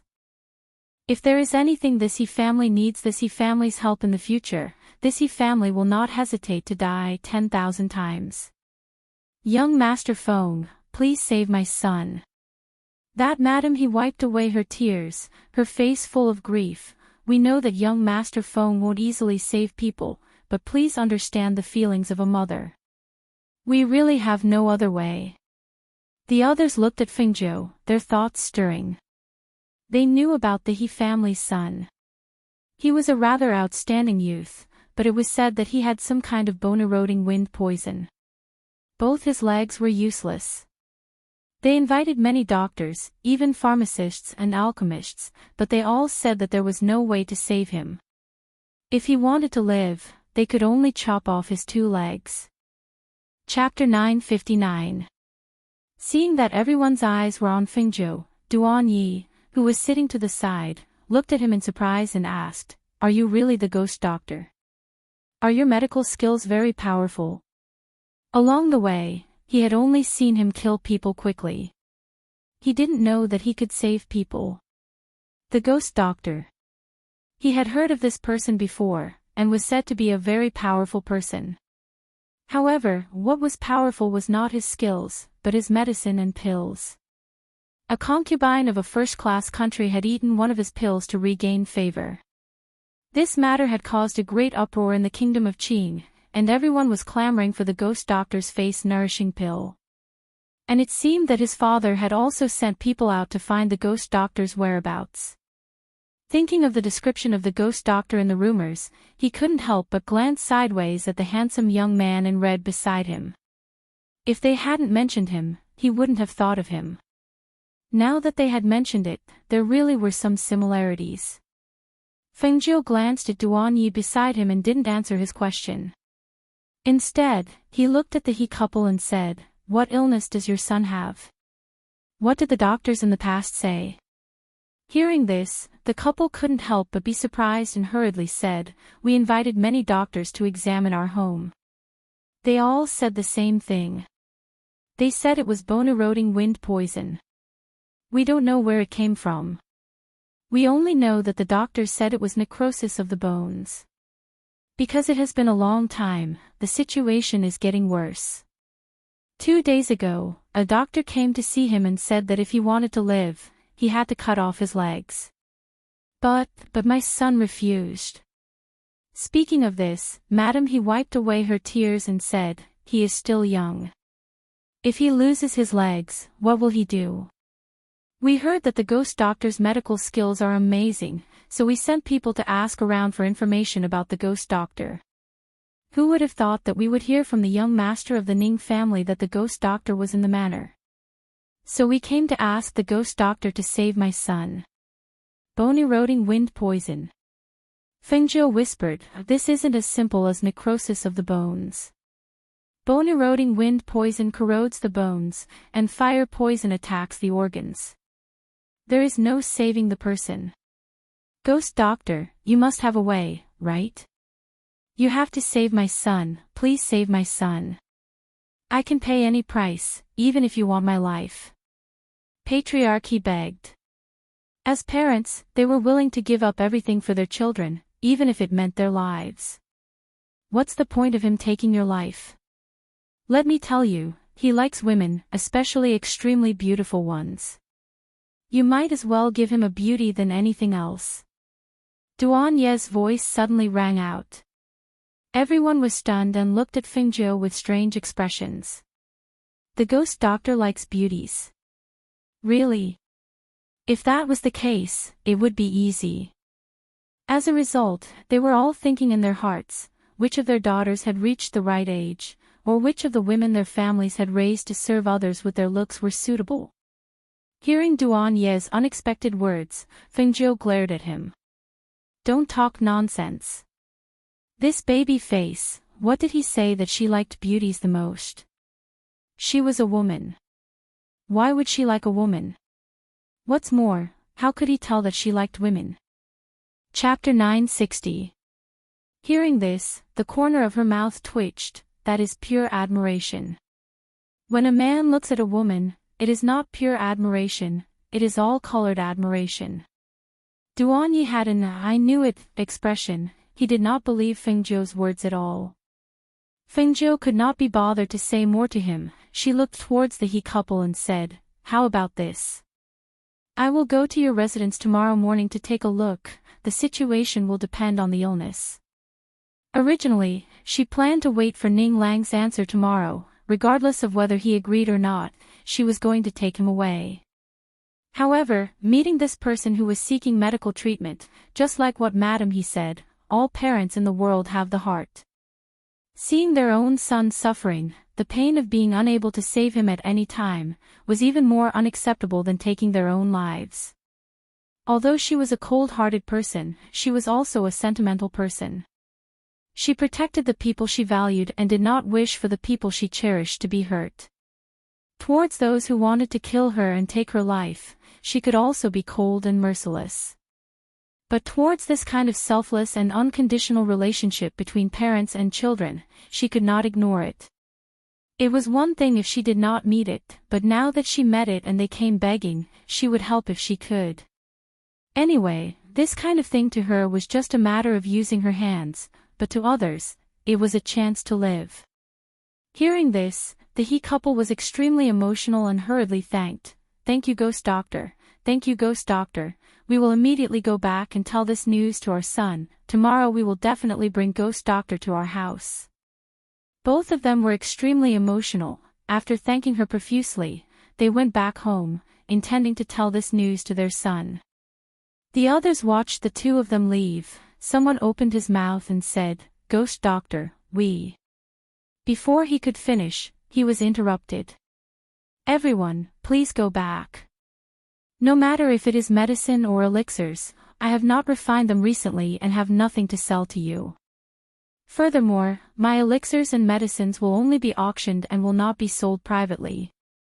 Fengjiu stood up, patted her robes and said to the city lord and his wife, "It is already late, I will go back and rest first." As she said that, she cupped her hands and bowed, then turned around and left. Duan Yi also stood up when he saw this. He walked to Ning Lang's side and put his hand on his shoulder. "Little fatty, let's go. We haven't seen each other for a long time. Let's have a good chat tonight." As he spoke, he directly pulled her away without caring about the consequences. Seeing this, the city lord and his wife exchanged a glance. Then, the city lord said to the others, "Everyone, Ning, will return the 100,000 gold coins my son received from all of you." He truly lacked consideration and was too disrespectful. Ning, apologize to all of you again. I hope that everyone will forgive my son and not bicker with him. City Lord Ning's words are too serious. There is no need to return the 100,000 gold coins. Tonight, I can see the Ghost Doctor. Even if I can't get the medicine, this money is still worth it. As one of them spoke, he stood up and cupped his hands in greeting. He smiled and said, "I'll take my leave first. I'll visit again another day." "That's right, there's no need to return this 100,000 gold. It's not a lot of money, so let's leave it at that. We'll take our leave as well." The others also stood up and said with a smile. Chapter 961. As a result, everyone took their leave one after another. The city lord personally sent them out, and only after the guests had all left did he return inside and say to his wife, "I never thought that Lang would do such a thing after recognizing the Ghost Doctor's identity. Say, do you think this matter will really be let go? Lang should not have known the Ghost Doctor at first. I think the Ghost Doctor should be young Master Duan's friend. That's why they came here together." As the city lord's wife said that, she thought for a moment and said, "Let them settle this matter themselves. We cannot interfere too much in their matters." And that's true. The city lord nodded and returned to the courtyard with his wife without saying anything else. On the other side, Duan Yi hugged Ning Lang and asked, "Little fatty, you really cheated those people of 100,000 gold each? Also, how did you recognize Fengjiu as the Ghost Doctor? You didn't even tell me that you recognized him. You're not a good friend." Ning Lang scratched his head and said embarrassedly, You also know that I like money. Once there's an opportunity to earn money, I won't let it go. So. He looked at the tightly shut door and asked hesitantly, do you think it's better if I go in and apologize? Apologize? Ha! Duan Yi laughed softly and patted him on the shoulder. You. Selling Fengzhou isn't something that can be settled with just an apology. Hurry up and go back to sleep. Isn't he still waiting for your answer? Think about it and tell him. I think it will be more useful than your apology. Hearing this, Ning Lang frowned and nodded. I understand. I will go back and think about it. As he said that, he wanted to turn around and leave. However, he still walked to the tightly shut door. Fengzhou, I'm sorry. I went overboard tonight. I'm sorry. You must forgive me. As he said that, he did not hear any movement inside. Thus, he turned around and left. He returned to his courtyard and thought about whether he should go to the Hell Mountain range. Initially, he had only promised to give the answer the next day to stall for time. He had wanted to keep the other party around so that he could earn some money. However, he had never expected things to turn out like this. He really shouldn't have done that. At that time, he had only thought of getting someone to send out those posts for 100,000 gold coins. He hadn't thought of the final outcome. Duan Yi watched Ning Lang leave with his head lowered. After a long while, he knocked on Fengzhou's door and shouted, Fengzhou, you still haven't told me how you became the ghost doctor. However, there was still no sound from inside. Seeing this, he pushed the door but found that it was locked. He had no choice but to give up. I'm going to the He family tomorrow. Don't disturb me. Go back and rest. Fengzhou's voice came from inside. He still did not open the door. When you go to the He family tomorrow, remember to call me along. I'll go take a look too, he instructed before turning around and returning to his room. That night, for some people, they would not be able to sleep. However, for Fengzhou and Duan Yi, once they rested, they fell into a deep sleep under the influence of alcohol. The next morning, the warm sunlight shone on the ground. The gentle light shone through the leaves and cast a shadow on the ground. A cool breeze blew, and the leaves swayed from the branches and fell to the ground in the courtyard. Chapter 962. At the same time, the He family head who had arrived early did not dare disturb him. He could only wait outside for him to wake up. After another hour, Fengzhou finally woke up. He remembered that he had to go to the He family to treat the He family's young master, so he got up to wash up. Not long after, he went out of the courtyard and called for Duan Yi to bring some breakfast over. He ate while waiting for Duan Yi. After another hour, the two of them finished eating and went to the front yard. They saw the He family head quickly greet them. Ghost doctor. Sorry, I woke up late. She said apologetically. No, I came early. The He family head quickly said.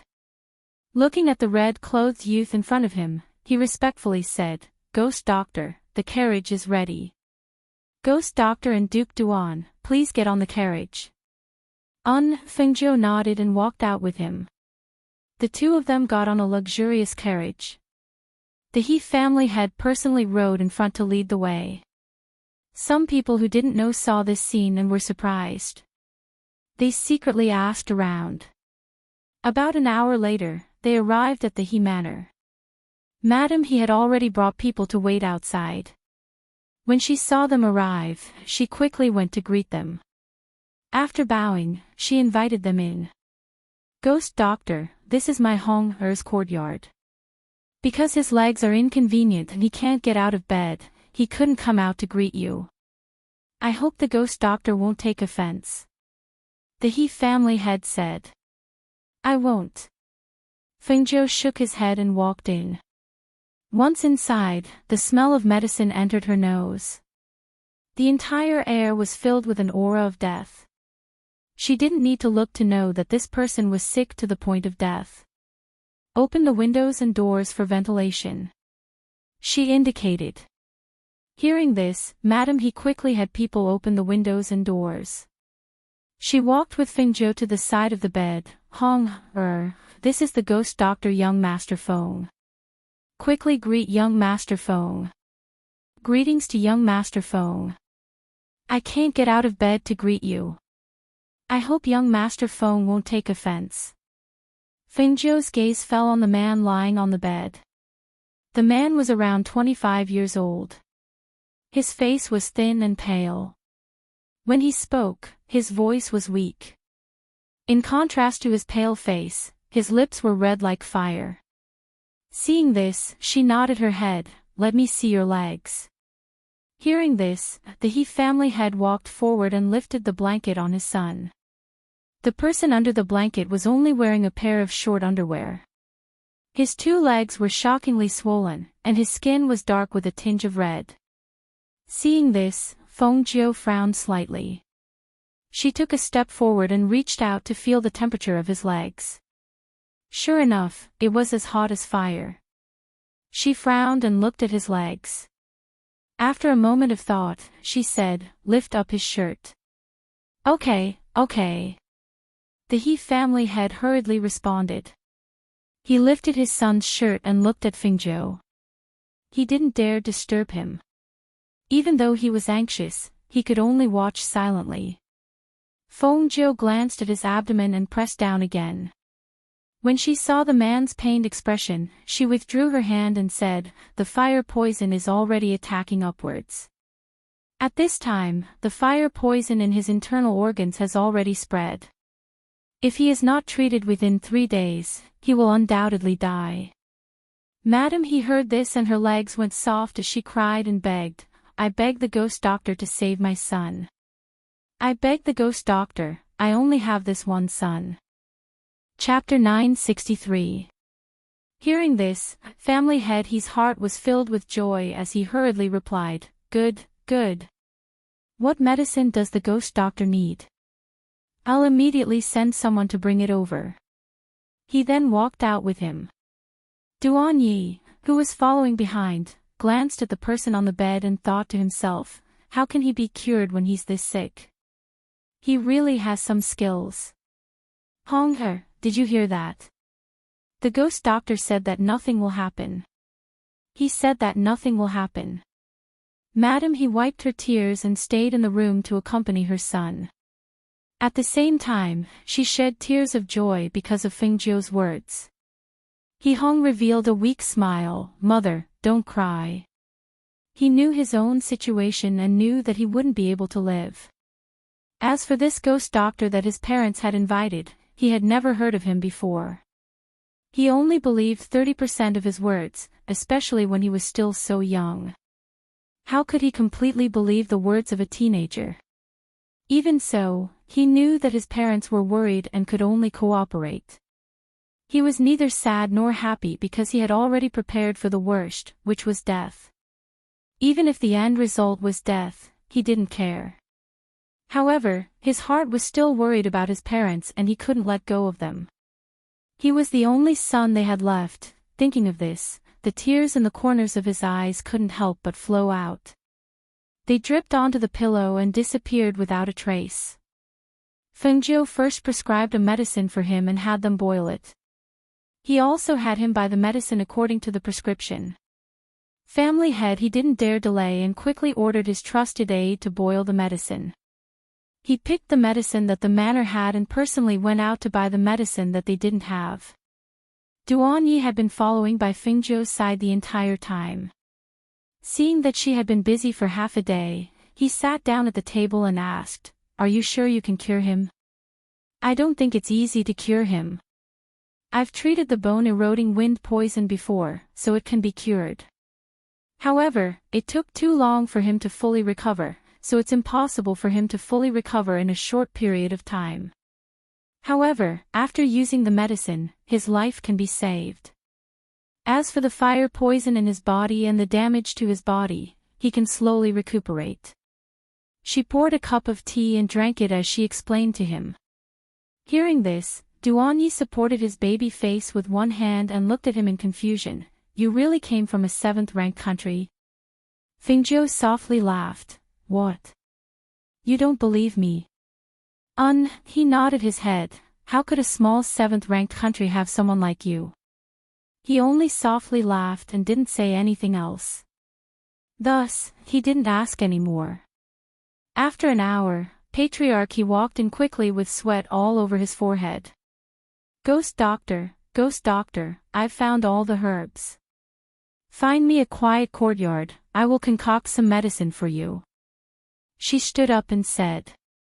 Even Duan Yi was outside, with. This is a pill. 1 pill a day is enough. You'll be fine after you finish this pill. Telling him. This. Just finish it. She looked at the sky and asked, after a few hours, your son should have a reaction after drinking the medicine, right? Chapter 964. This is normal. He has fire poison in his body, so this is the only way to expel it. Alright, it's getting late, I have to go. As she spoke, she glanced at Duan Yi at the side. Duan Yi stood up and walked to her side.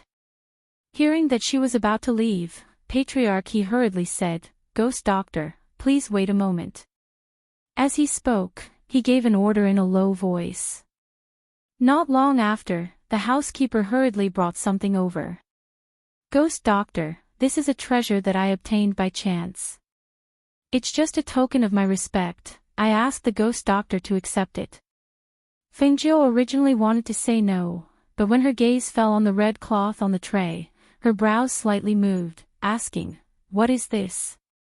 This is the red sky silk, an ancient treasure that my ancestors obtained by chance. It has always been kept in my He family. Patriarchy said, looking at Fengjiu, saying, The Ghost Doctor saved my son and I have no way to repay you. Knowing that the Ghost Doctor likes red clothes, I thought of this treasure in my house. Today, I present it to the Ghost Doctor, I hope the Ghost Doctor will accept it. Fengjiu's eyes moved, reaching out her hand to take it. Of course she knew about this red sky silk, it was a legendary treasure in the modern era. She never thought that there would be such a thing in the air.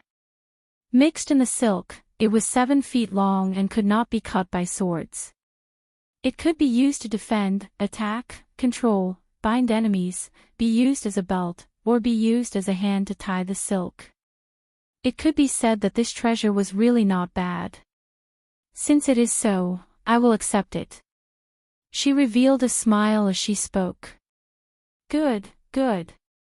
Patriarchy happily nodded, personally sending them out. Even if the red sky silk was an ancient treasure, it was rarely revealed in front of people in their house. The people in their house could not use it, nor did they dare to use it. If one did not have a certain level of strength and influence, who would dare to reveal such a treasure in front of people?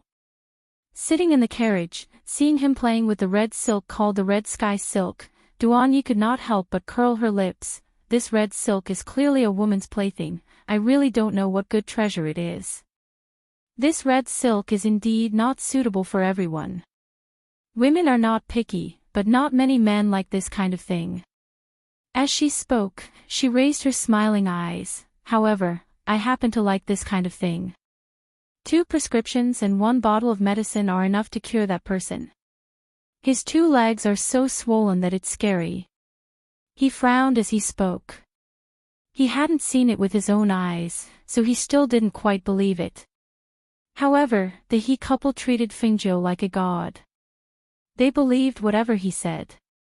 It was really strange. Returning to the city lord's mansion, they saw the fatty sitting at the door waiting for the 2 of them. Seeing him, the 2 of them looked at each other. Duan Yi went up and asked, Little fatty, why are you sitting here? Don't call me little fatty again. Call me Ning Lang. He glared at Duan Yi with dissatisfaction and emphasized again. He then looked at Fengjiu with a fawning expression and said with a smile, Fengjiu, I have something to tell you. And, let's talk inside. She nodded and walked inside. The 2 people behind her hurriedly followed. No one noticed that the position of host and guest seemed to have been reversed. Even Duan Yi did not realize that he had unknowingly followed Fengzhou instinctively. Chapter 965. After saying this, he quietly paid attention to Fengzhou's expression. Seeing that his expression did not change, and was still calm, he could not help but secretly feel relieved. Thinking about it, it did not matter if he went or not. If he did not go, they could still find someone else. Well, it should be like this. After Duan Yi heard his words, she glanced at him. She wanted to say something, but in the end, she just looked at Fengzhou, and did not say anything. It doesn't matter, the Hell Mountain range is really dangerous, it is normal for you to not go. Fengzhou nodded, expressing his understanding. Ha ha ha, I knew you would understand me. He patted his chest and grinned. Actually, I am very busy, I really can't leave, I have a lot of business to manage in the city, and there are also a lot of accounts to settle, I can't do it without me. Well, I know. She smiled and said. That's all for now. I'm going to get busy. I'll accompany you to the city in the afternoon, he said with a happy smile. He got up and waved at the two of them, then walked out as if there was oil under the soles of his feet. After he left, Duan Yi looked at Fengzhou and asked, how are you going to take him away? Then, she felt a little strange, why does it have to be him? Fengzhou took out a jade card and shook it in front of him, because of this. Seeing the identity jade card of the 2-Star Academy's instructor, Duan Yi sucked in a mouthful of cold air. Her baby face was full of surprise. She stared at him. You are also an instructor of the 2-Star Academy? Does this mean that you had a plan for me to come looking for you? What do you mean premeditated? I just had this plan. She shrugged her shoulders and said, I will tell you directly. Because of a certain matter, I have become an instructor of the 2-Star Academy, however, I am not responsible for teaching the other students of the 2-Star Academy, I am only responsible for you 4 troublesome thorns, for a period of 1 year. Rest assured, after a year, I will take you back to the 2-Star Academy, and at that time, whether you stay in the academy or go home, I will not care about it. The people of the 2-Star Academy don't know that you are the ghost doctor, right? If they knew, he did not believe that they would let him come. Moreover, along the way, he felt that he was an unfathomable and dangerous person, who said that the ghost doctor only knew about medicine and pills. When he killed people, he did not even blink an eye, okay? Fengzhou touched her chin and thought for a moment, and they should not know. After a while, she stood up and said, okay, you pack up. We'll leave when it gets dark. Otherwise, staying here for too long will cause too much trouble. Seeing him go out, Duan Yi called out, where are you going? I am going to talk to the city's lord. She didn't even turn her head as she waved her hand. She walked to the front and found the steward. The steward led her to the city lord's courtyard.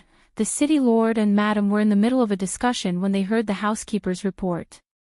They couldn't help but be startled. They hurriedly got up and went out to welcome the guest. Seeing the red figure in the courtyard, the husband and wife looked at each other and walked forward. Young Master Feng. Do you have any orders for us? Fengzhou smiled. No, I have some things to discuss with the two of you. Chapter 966. Go and call the young master here, the city lord ordered the steward. Yes, the steward responded and quickly went to find Ning Lang. Not long after, Ning Lang came to the courtyard and saw his parents sitting at the table drinking tea. He came to sit beside them and asked, Father, Mother, why are you looking for me? You child, you only care about making money all day long. You don't even know how to take care of your body. Here, this is the soup I asked someone to stew for you. The city lord's wife gestured and pushed the stew on the table in front of him. Mother is so nice, he smiled and squinted his small eyes. He opened it and drank it. When the city lord saw this, he coughed lightly. After he finished drinking, he said, when you go out, be careful in everything. Listen to young Master Feng. If you encounter something you don't understand, ask. You can't be as willful as you are at home. Think twice before you do anything. Also. Listening to his father's nagging, Ning Lang was a little confused. Father, why are you telling me this? It's not like I'm going on a long trip. Why did these words sound so baffling? Remember what your father said. Lang, you have to know that money isn't everything. Mother hopes that you can go out and gain experience. When you come back, you can change your greedy nature. Tell me, if your father hands over Ning City to you in the future, with your greedy nature, how can you do it? Not only will you not be able to control the servants, but I'm afraid you won't be able to resist the temptation of money, the city lord's wife said in a deep tone. She looked at him with worry in her eyes.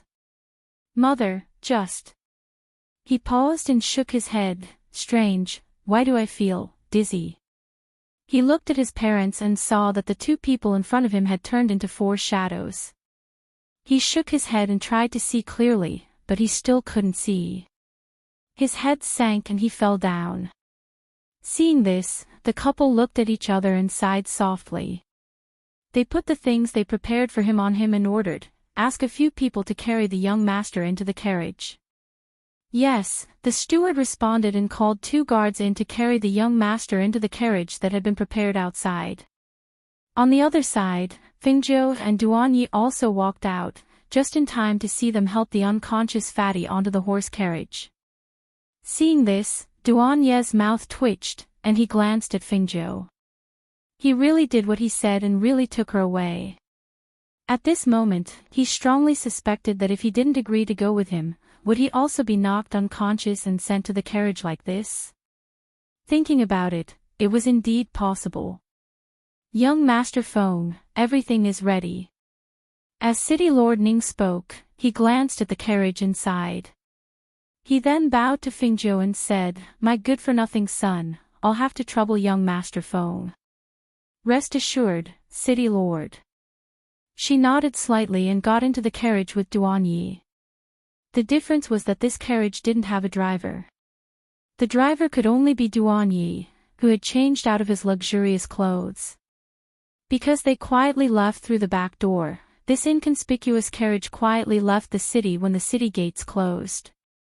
Even the other powers in the city didn't notice that they had left. After all, no one would have thought that he had just gone to the He Manor today and left in the evening. Moreover, he left through the back door. Chapter 967. The carriage traveled for an entire night. It wasn't until the next morning that Ning Lang woke up from the shaking of the carriage. The moment he woke up, he remembered what his parents had said and how he had fainted. Almost instinctively, he jumped up at the thought of this. However, because he was caught off guard, his head hit the carriage wall. Bang! Ouch! It hurts. At the same time a loud crash rang out. It was accompanied by the sound of him sucking in a sharp breath and crying out in pain. He covered his forehead with one hand and stared at the red-robed teenager who had his arms crossed over his chest and was resting with his eyes closed. Fengzhou.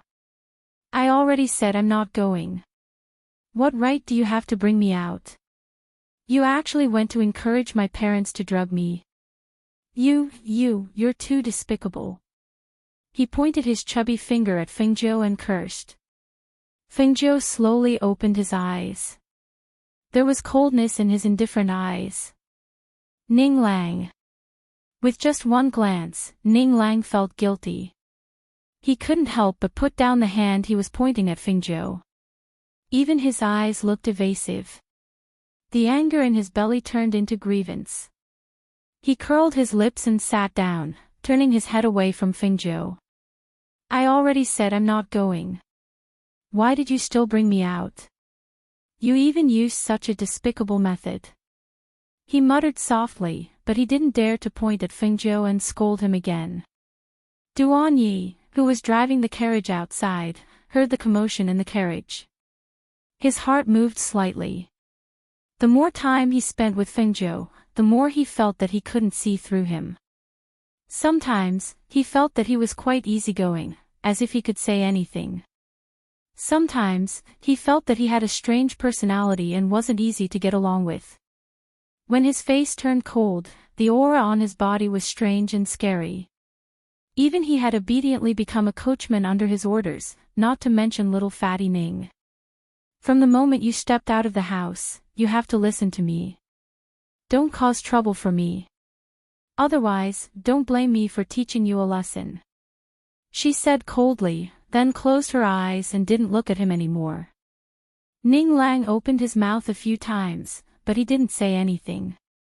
He looked at Fingzhou, who was resting with his eyes closed, and thought to himself, I'd better not fight with him. I'll find an opportunity to slip away. I don't believe that I can't go home. Thinking of this, he calmed down. He sat in the carriage and sized it up. Then, he lifted the curtain and saw that Duan Yi was wearing gray clothes. He couldn't help but laugh. Duan Yi, look at what you're wearing. Aren't you afraid of being laughed at by others for dressing like this? Duan Yi turned around and glanced at him with a straight face, then glanced at Fingzhou who was resting with his eyes closed, and said, Don't mention my identity as a prince. All right, I won't say any more. He patted his shoulder and looked outside, asking, Where are we going? My whole body is aching from sitting in the carriage. When can we go to the inn to rest? I'll call you when we arrive. He drove the carriage faster. Seeing this, Ning Lang didn't say anything else. He shrunk back into the carriage and stared at Fingzhou, his mind working quickly. About 2 hours later, they entered a town. When they arrived, Duan Yi found an inn and stopped the carriage.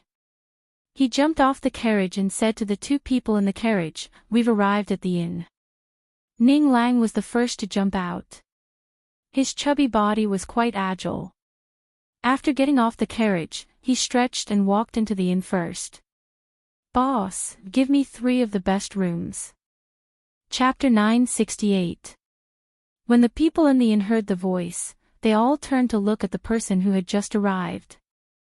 They saw that the person who walked in first was a chubby young man of 15 or 16 years old. He was dressed in an exquisite brocade robe. The golden light from his body made it hard for them to open their eyes. However, all of their gazes were fixed on him. At first glance, they could tell that he was a rich young master from a wealthy family. As they were thinking, they saw a young man in red walk in from behind. His red robe was dazzling like fire. His handsome face and outstanding temperament made people's eyes light up. They couldn't take their eyes off him. The young man exuded an aura of confidence between his brows. His quiet eyes hid a sharpness. His every movement exuded a wanton and ostentatious aura. His elegance and demonic charm blended together. He seemed both righteous and evil. He was incomparably noble.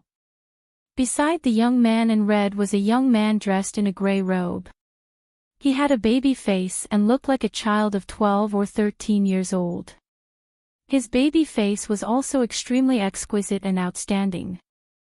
Although he was dressed in plain and unremarkable clothes, it couldn't hide the noble aura of the young man. It could be assumed that he was also a person of high status. Seeing these 3 people, the people in the inn had different thoughts. What a strange 3 young men. 3 young men with 3 different attitudes. No matter which one it was, they couldn't be compared to the young masters of ordinary families. They really didn't know where these 3 people came from. Why did they look like they didn't have any servants or strong masters protecting them? When the innkeeper of the inn saw the 3 people come in, he naturally knew that these 3 people weren't ordinary young masters. Therefore, he went up enthusiastically and personally greeted them. Ha ha ha, 3 young masters, please go upstairs. There are rooms upstairs. Ning Lang slightly raised his chin and put his hands behind his back. He walked up the stairs with his feet splayed out. The young man had the attitude of a rich man. As he walked, he told the innkeeper, I want a quiet room with a good view. Add 2 more layers of mattresses on the bed.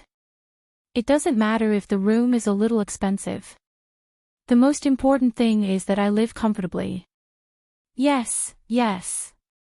The shopkeeper responded with a smile on his face. After leading them to the guest rooms upstairs, he said, the 3 rooms here are not together. They happen to be independent and close to this side. There is a lake at the back, and the view is excellent. The 3 of you, please take a rest first. The shopkeeper said as he turned around and walked out. He instructed the waiter to lay out 2 more layers of mattresses in their room and serve them tea and snacks before leaving. Fengzhou, Duanyi, will rest here tonight. We'll leave tomorrow morning. Don't worry, I'm here. I, Ninglang, will take care of everything along the way. He lifted his chin slightly and patted his chest. Fengzhou and Duanyi glanced at him before returning to their rooms to rest. After returning to his room, Fengzhou called out Swallow Cloud from the space and patted its head, secretly keep an eye on that little fatty. Roar. Tun Yun let out a low howl and went to guard the door.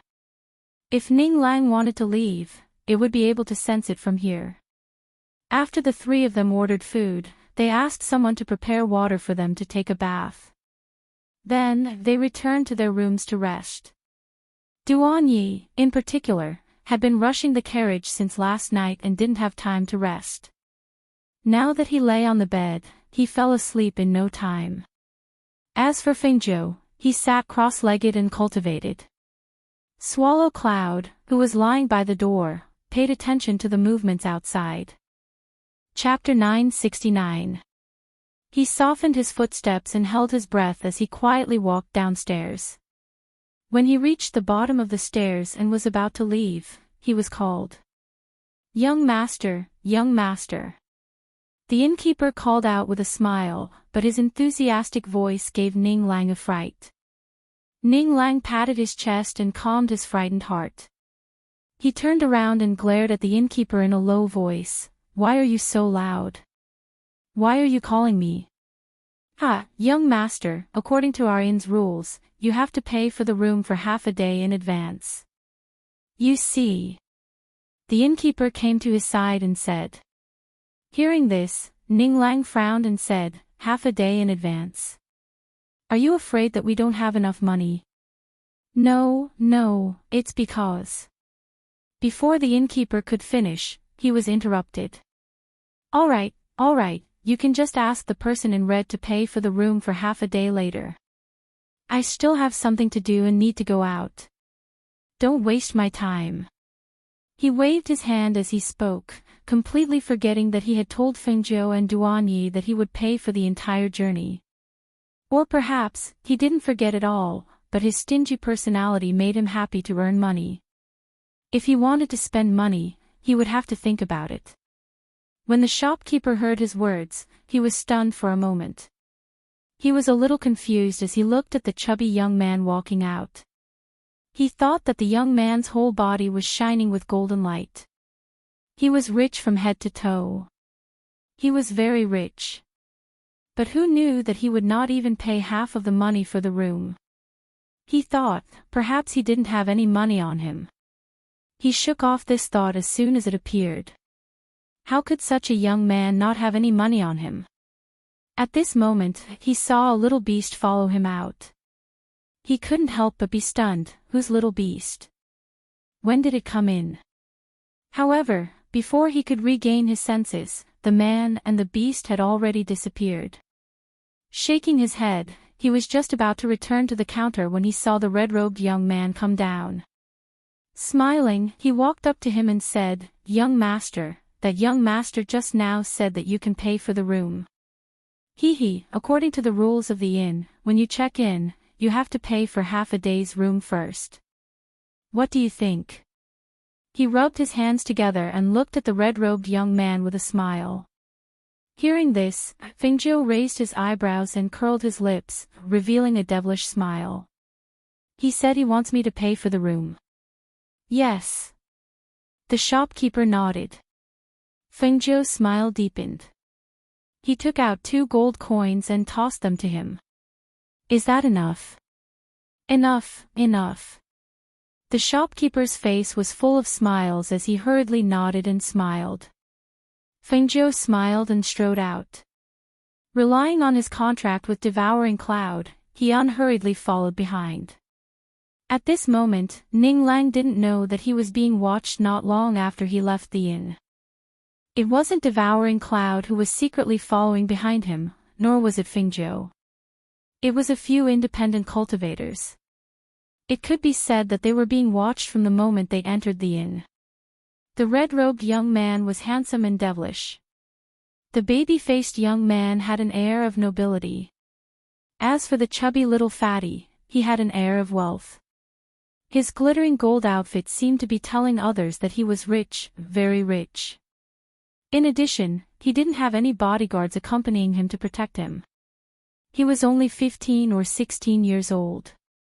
Naturally, he became a target. Chapter 970. Could it be that Fengzhou and Duanyi discovered that I've snuck away? As soon as this thought appeared, his back stiffened. Even his limbs stiffened as he walked.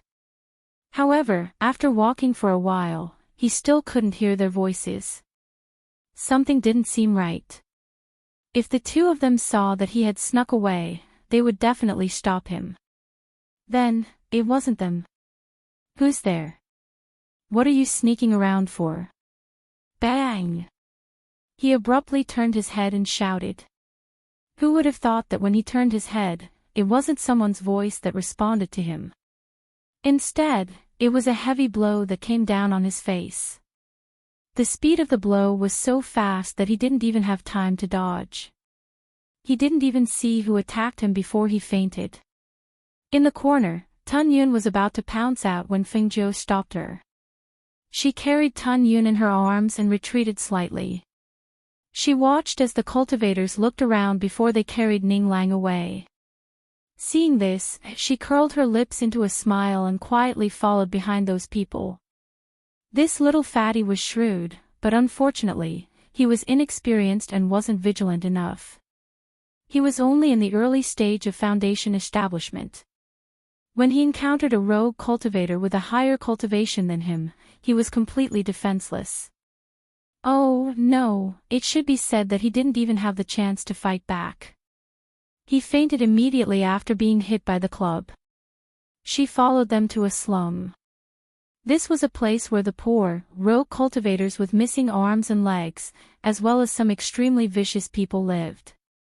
Groups of burly men squatted on the ground in the streets and alleys. Some of them held wine jugs in their hands as they drank, while others sat in a circle and gambled.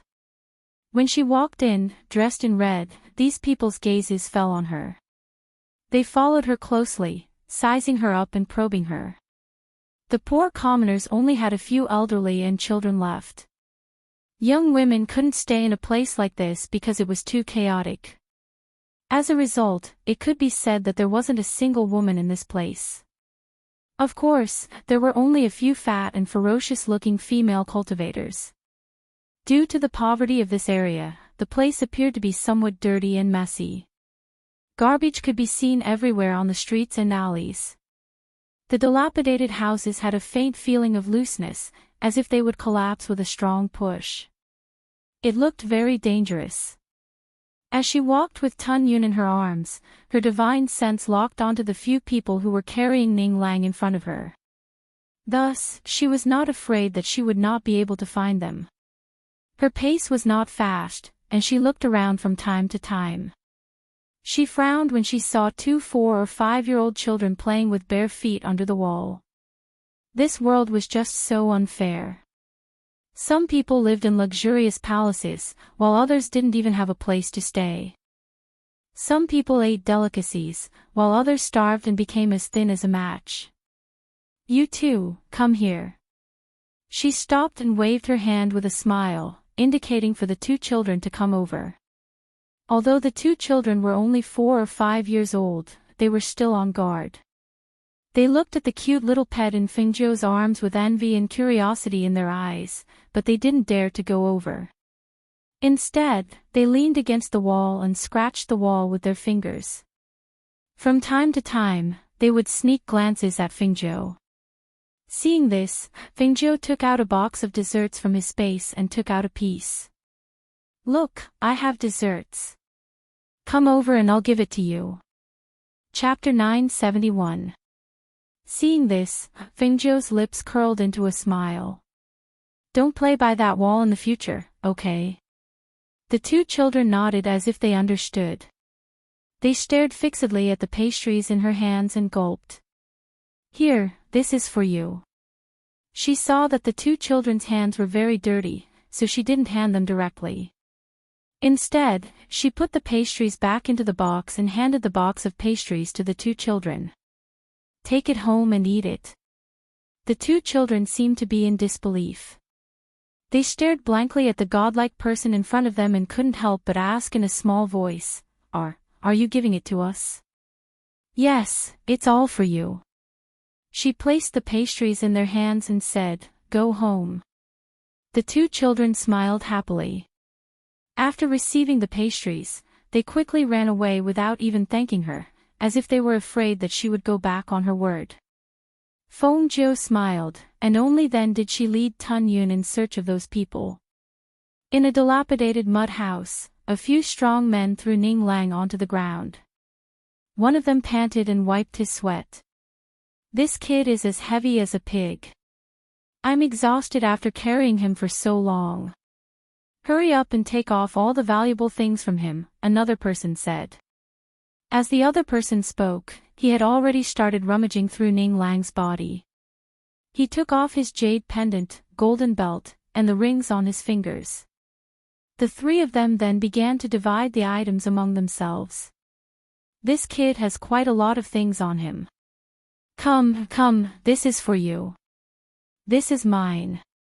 This is for you." Fingzhou peeked through the crack in the wall and watched the three of them divide the loot. Then, he glanced at the unconscious Ning Lang and shook his head helplessly. "This kid's clothes should be worth quite a lot of money if we sell them. Let's take off his clothes and sell him.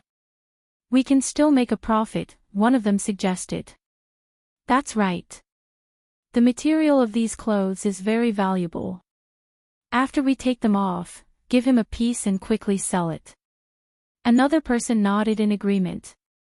As a result, the three of them really did take off all of his clothes. Then, they found an old and smelly set of clothes and put it on him. "Since it's still early, let's put him in a sack and sell him. We'll take the small paths and alleys so that we won't attract any attention." As they spoke, the three of them found a sack and put Ning Lang in it. Then, they carried him on their shoulders and were about to leave. However, when the door opened, they were startled. In front of the dilapidated door stood a man in red with a white pet in his arms. His handsome face, evil aura, and noble temperament formed a strong contrast with the dilapidated house. It was as if an immortal had fallen into the mortal world by mistake. No matter how one looked at it, he did not belong here, nor did he belong to this dilapidated slum. However, the three of them quickly regained their senses after being startled.